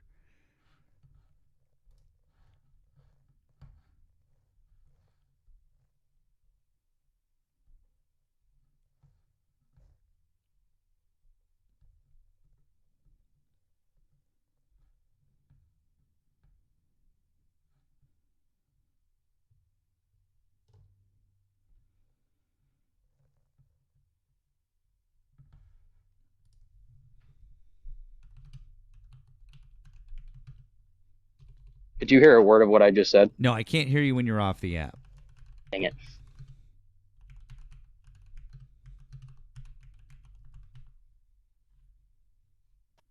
Was saying my article doesn't have global markets. Mine just has the U.S. market. It was am.jpmorgan.com, and then it's inflation outlook. I'm literally on their market, their literally on their 2026 market outlook that was released on December 9th of 2025, and they don't mention anything about inflation.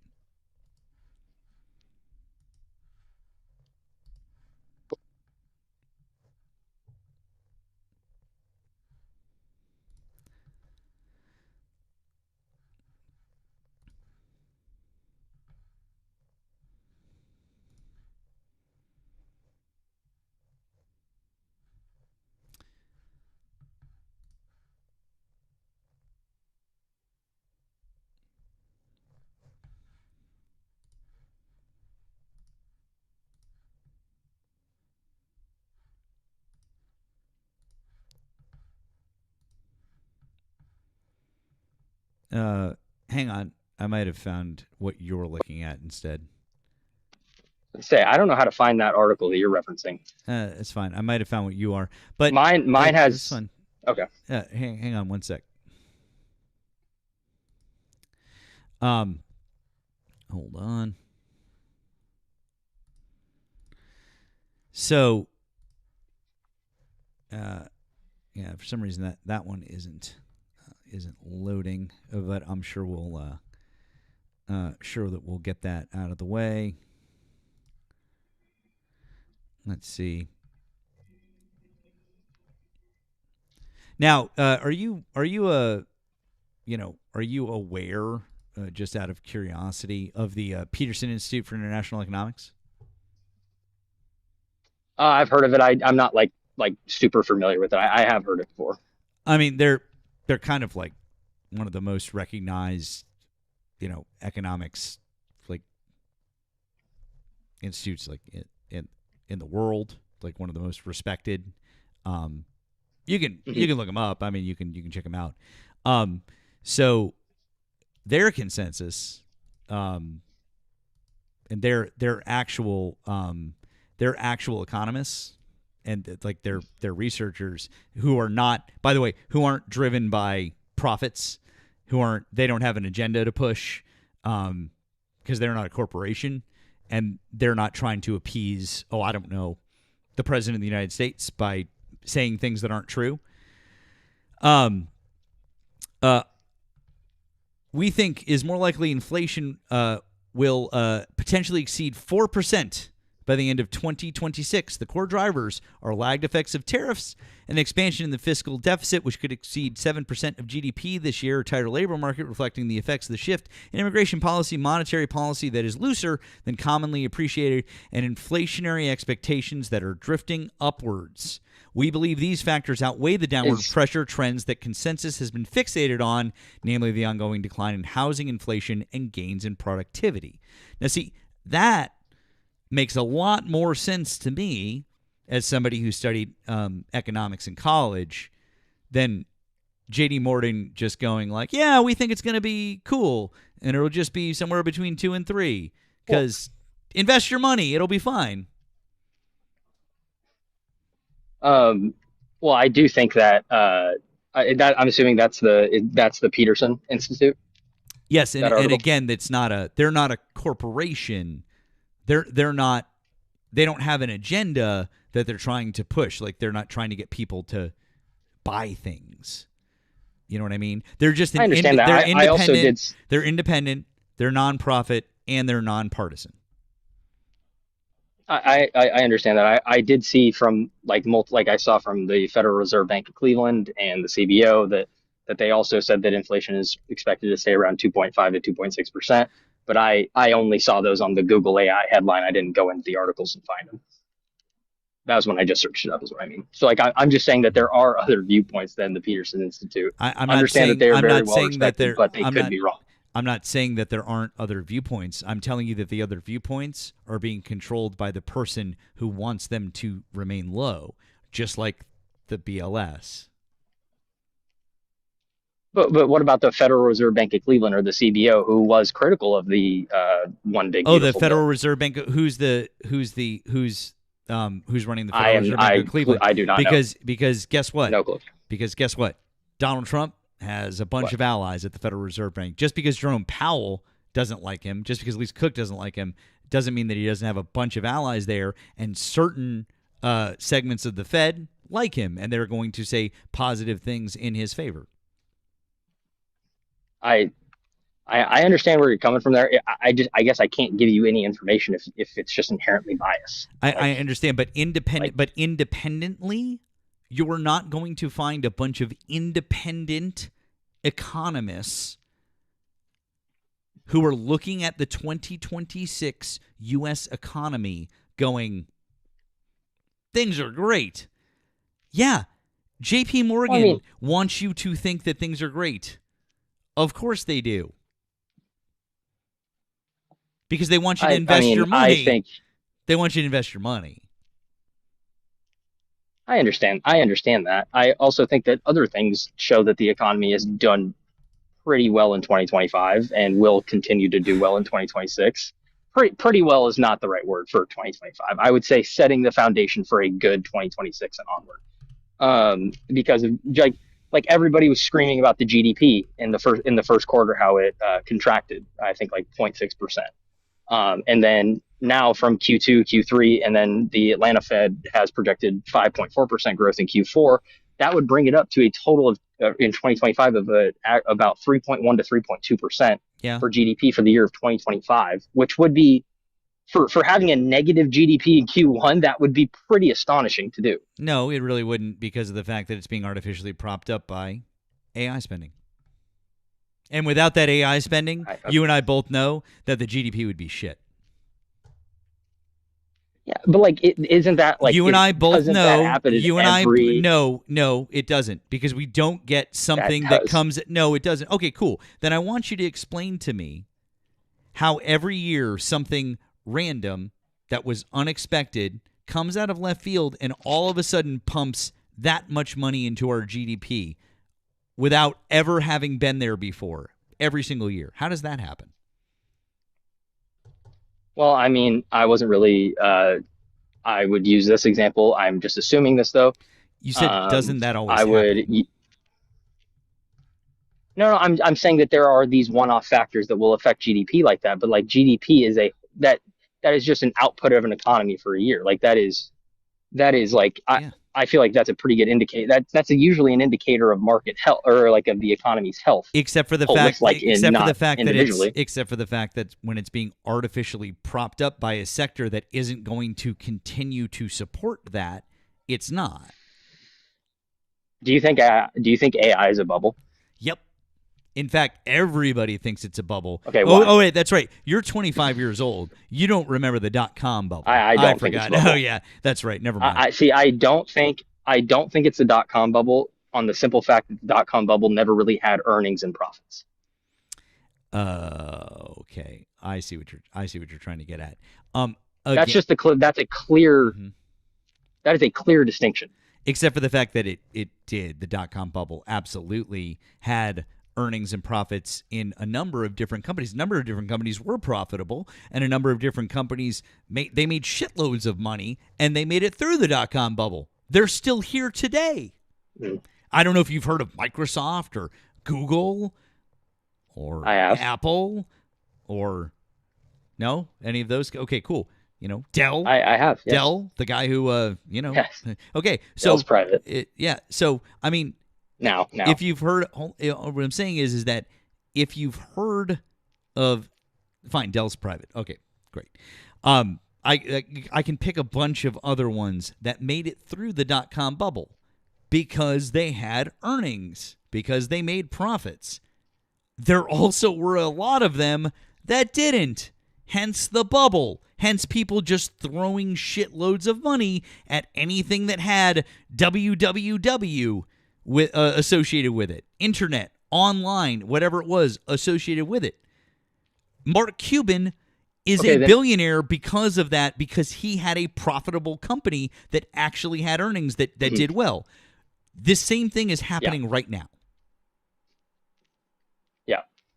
So I would rebut that with a distinction between the companies that were in the .com bubble then were all, as you mentioned, Apple, Microsoft, Google, they were a lot in their early stages of being corporations. The majority of the No, they money that we weren't. see You're being 100% invested wrong. by Microsoft had been around for 20 years. Apple had been around for 20 years. Yes, Google was early I on, mean but that they weren't. you're wrong about those other companies. In fact, I mean that's I just insane. mean that they weren't at the scale that they are. That they weren't at the scale that they are, though, is what I'm talking about. Their market cap was not even close to what it is right now.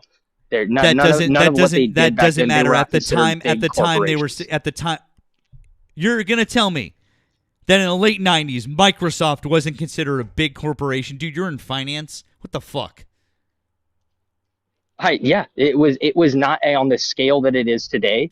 I didn't say in it terms was of AI. on the scale that it was. Dude, then- you are okay. I'm gonna take a step back from this before I say. I'm not gonna say something insult. Okay. When you say the scale, what do you think the spend was in the .com bubble versus the spend on AI? Where do you think that comparison is? I wouldn't even know where that was, to be honest.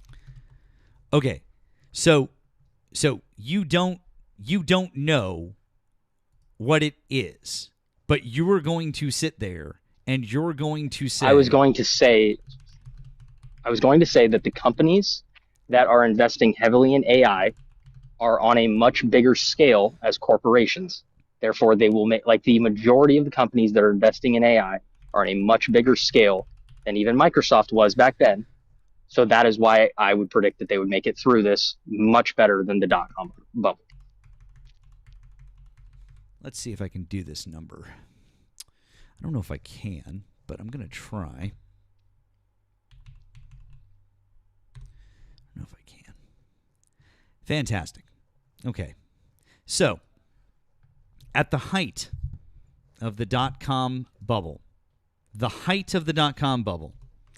do you know how much money was roughly being thrown at .coms in a year, give or take? It was about $500 billion. That was in 1999 to the year 2000. That's an estimate, roughly. Okay, That's crazy. That is crazy, right? Yeah. And that was 25 Back years then, yeah. ago. Uh-huh. Yeah. Do you know what the spend was on AI roughly this in we'll just call it, we'll do the same thing. We'll give it a year. Do you know what the spend was on AI? 2025? Yep. I honestly don't. I don't know. I would probably estimate over $1 trillion. Yes, it was a bit over $1 trillion in the United States. If you adjust $500 billion for inflation, it's about $970 billion. It's literally almost exactly the same fucking thing.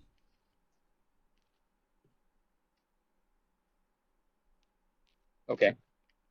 So yeah, so just so you know, this is exactly the same amount of market spend on those two things. So don't sit there and say, no, this isn't the same thing. They weren't in the same. No, it's exactly the same fucking thing.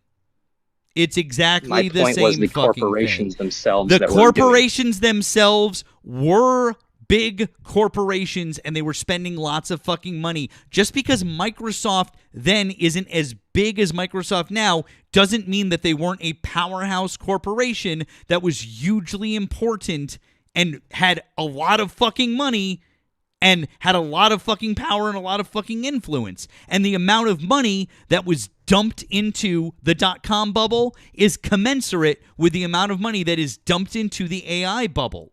So your point is moot. I don't care about the corporations. I know, I guess we'll see. But here's the thing. I am pointing out to you that this is not GDP growth on something that we can just heavily rely on year after year after year, because there's going to be a declining return on AI. You can't just spend a shitload of money and keep spending the same amount year after year after year, because assuming that AI goes as well as people think, once a bunch of the infrastructure is in place, you don't keep spending money on the infrastructure. Mm-hmm. So that inherently says that the spend is going to drop, which means that money is not always being pumped into our GDP, which is my point being that that's an artificially pumped up number. I can see your point there. I see that. I can see your point on that. That makes sense. I I guess I will. Hey, how about this? I will come back on in early 2027, and I will tell you that I was either wrong or right. Listen, man, I know. We're all gonna know. We're all gonna know in a year.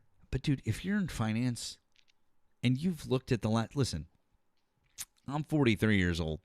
My dad, he was a stockbroker for years and years and years. He worked on Wall Street. He worked here in Boston in the financial district. He's retired now, and he manages his own portfolio, and he gets himself around about a 13% return year after year.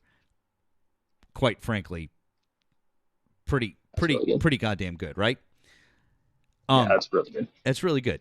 He's a smart guy. He knows a lot. He knows a lot more about investing than I do, but I learned a lot from him, and I know a lot about economics from him, and quite frank, and he's a conservative guy. Okay, he's been a Republican his entire life, and he feels very conservative about things.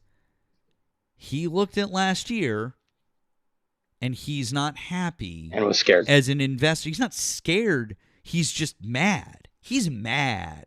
Okay. He's mad because he doesn't like what's happening. He doesn't like this, and he doesn't like where things are heading. And he can see the market trends. This is somebody who lived through Black Monday in 1987 and was working as a stockbroker on Black Monday in 1987. So, I mean, he's seen some shit. So when I say that he doesn't like where things are heading, and then again, this is just anecdotal. I'm not using this as evidence to prove my point. I'm just giving you a personal story because you said we'll come back in 26. I'm just telling you that independently, the people that are looking at this that aren't trying to sell us something, they don't like what they're seeing with our economy. I'm just pointing that out to you, man. And I think you sound like somebody who wants to you in good faith, you want to grab onto this stuff and I'm just trying to point out that I don't think that you're looking in the right places for independent information on this. That's all. Yeah, I appreciate that. I appreciate that. I guess then I would ask you, what are some metrics that your dad or that you're looking at for 2025 or that I should look at for this year to like show true economic health? Well, I mean obviously inflation is certainly a thing. I mean but I mean and when will I know, like when will I see the CPI report be like true where you would say like I can trust? I just want to see all the numbers, man. I just want to see all the numbers, like the fact that the numbers aren't filled in, the fact that the numbers aren't filled in, it leads me to distrust. It like just the fact that we've already hit that point, man, that leads me to distrust. So I don't know, but having everything filled in would be a start. I think that we've already talked about the fact that the labor market has gotten soft, and I think I understand what you said, but I don't see that as a bounce back because I don't think that historically in the United States that we can use that as a bounce back. So honestly,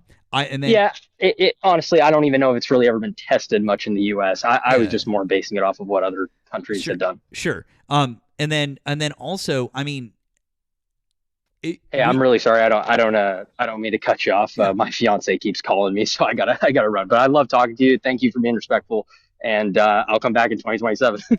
All right. Have a good night, man. Take care. You too. Bye. That was Koja. Okay, that was was a conversation. That was okay. Thank you, Daniel, on the Green app. I just saw this one. It says OpenAI stated they'll be bankrupt by 2027. Oh, I hadn't seen that. That's interesting. I had not seen them say that. But surprising. Lindsay, thank you, Lindsay. Just FYI, this guy is a grape apologist. Have fun. Oh, okay. Thank you, Lindsay. I appreciate that. But I guess we didn't get to that. That part of the conversation didn't happen. Okay. But thank you to both of you. Thank you, Daniel. Thank you to Lindsay. That's okay. Okay. Thank you to Bruce for the $20 super chat on YouTube. Bruce says, I lost my wife recently. I'm lost in so many levels. I don't know where to go from here. And then thank you to Bruce for the $2 super chat. He said, no tax on tips and overtime. Who approved it? Trump. Okay, Bruce. I'm sorry about your wife. It's terrible. It sounds like maybe you need to take some time for yourself, friend, and kind of reconnoiter. Okay. I hope you're okay. So, good luck. Good luck to you. Probably gonna wrap things up here, guys. Let me see here. Who got left in the box? Who's here? Kathleen, hi. Did you vote for Donald Trump? You can't breathe because you won't take your meds. It's ridiculous. Kathleen, hello. Sit down. Stop it. Irish, if you don't stop going back and forth, I swear to God. Sydney, sit down. Honey, you're not going to do this right now. We're not doing this. No. Sit down. I am not fighting you right now. We're not doing. No, sit down. Okay, I can't do that now. Sorry. I know, me too. I went, but I'm not that. I don't think I'm. Stephanie, how did you vote for Donald Trump?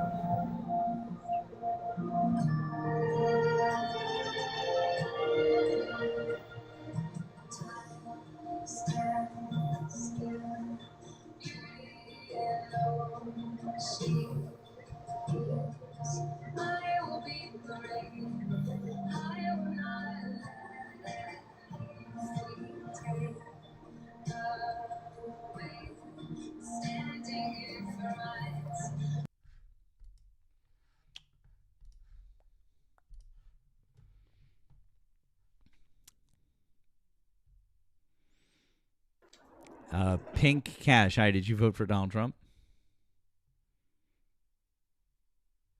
Pink Cash, hello. Okay, we got one person left here. Who we got? Hi, Colby. Did you vote for Donald Trump? No, I'm actually the girl that you said to come back in an hour. I'm the censored artist. Oh, hi. Oh, you changed your username. I did. This is my real name. Oh, well, cool. Yeah. Well, you know what? I'm just getting ready to hop off, so this is a good time. What do you got? Well, I'll tell you as long as I can. Essentially, you're probably gonna at some point think I'm insane, but I promise you, I've looked into that abyss and I've come out on top. Not insane, but certainly one of the Antifa that our government goes after at this point. Definitely, in my opinion, stalks me via hacking. Essentially, my crazy story started some like 8 years ago. I was on American Idol under a different name, but Katy Perry actually asked me herself to sing my anti-Trump song. You can see that it's censored yourself on TikTok. It became censored in his second term, like untaggable. It's called Trickle Down Hatred by Colby Cat Reisinger. I've also got another anti-Trump song that's also been censored on a different artist name. But somebody says they remember me. Hello. But yeah, essentially, like I have to go on other people's lives to be heard because though millions and millions of people have seen me on the show, I have never been able. I actually lost followers after I was seen on TV because of the censorship. But essentially, the hacking started right away as well, the night that I aired on American Idol, and it's been insane. So basically, immediately I get started getting hacked. So I like called the police and stuff because it was, it's very scary to be hacked. And in fact, I think there was some personal files between me and my husband that were hacked. But so I call the police. The police immediately lie to me. And they say, we cannot handle any online crime. You have to go to the FBI. So then for years, essentially during the first term, I get hacked just to a Black Mirror nightmare that you've never, ever heard of. But then it quells during the Biden era. Essentially, Trump came back. Essentially, my hackers are back. It has been a wild ride, but nothing is wrong with me, Shelly. You don't know what the fuck you're talking about. Sorry, I just read a rude comment. But yeah, do you have any questions? Just trying to get the word out. trying to promote my music. And yeah. Okay. Well, I guess I'm sorry that happened to you. That you got hacked. I mean, I guess if anyone wants to check out your stuff, what platforms are you on and under what name? So basically my music, if you can find it, not everybody can, is under Colby Cat Reisinger, which is why I changed my name because I thought you were going to let me up. But I would love to sing for you the song that I actually sang for Katy Perry and Friends. It didn't get aired. If that's cool. Well, actually, I'm just getting ready to get off. But I would definitely would encourage everyone to go and check out your music. But on your platforms and go and check out Colby shit. I absolutely would. So for sure. So, but I do hope you have a great night, Colby. Okay. And best of luck. All right. God bless. All right. Take care. Yeah. God bless. Thanks, sir. You too. Bye. Bye-bye. I am gonna get going. I am tired and I have a sick kid to deal with. So, thank you to all of you fine folks tonight. What a wild ride. What a wild ride tonight. Thank you to all of our friends over on the tube. Appreciate you guys. If you can, please drop a follow here on my main account and my backup account. Back tomorrow night, 10 p.m. Eastern Standard Time. No, thank you guys. Thank you guys. Oh, it's Phoenix. It's okay. It happens. It's one of those things. Everyone's kid gets sick at some point in time, and you know what? She's gonna be just fine. She's gonna be just fine. Can I be honest with you guys? Our friend Adam Kahn is live, and I would very much like to go and raid Adam because I got to be up with Adam the other night, and it was super fun, and he's so cool, and so I would very much like. I know he's on, and he's like never on, so I'm gonna put his in the chat right now for those of you who don't know it. I just dropped it in there. Tell him that I sent you. Tell him it's Matt Raid. Very exciting that he's on, that we get to go raid him. I love you guys so much. Thank you to our wonderful mods. I love you guys. Thank you very much here and on the tube for keeping the peace and for doing such a great job. I love you guys very much. Yes, Erica, I have a sick kid. Sue me. Also, I love you, friend. You're awesome. Everyone tell Erica how much we love her. Anyways. Okay. I'm out. Let's go raid Adam, and we'll see you guys.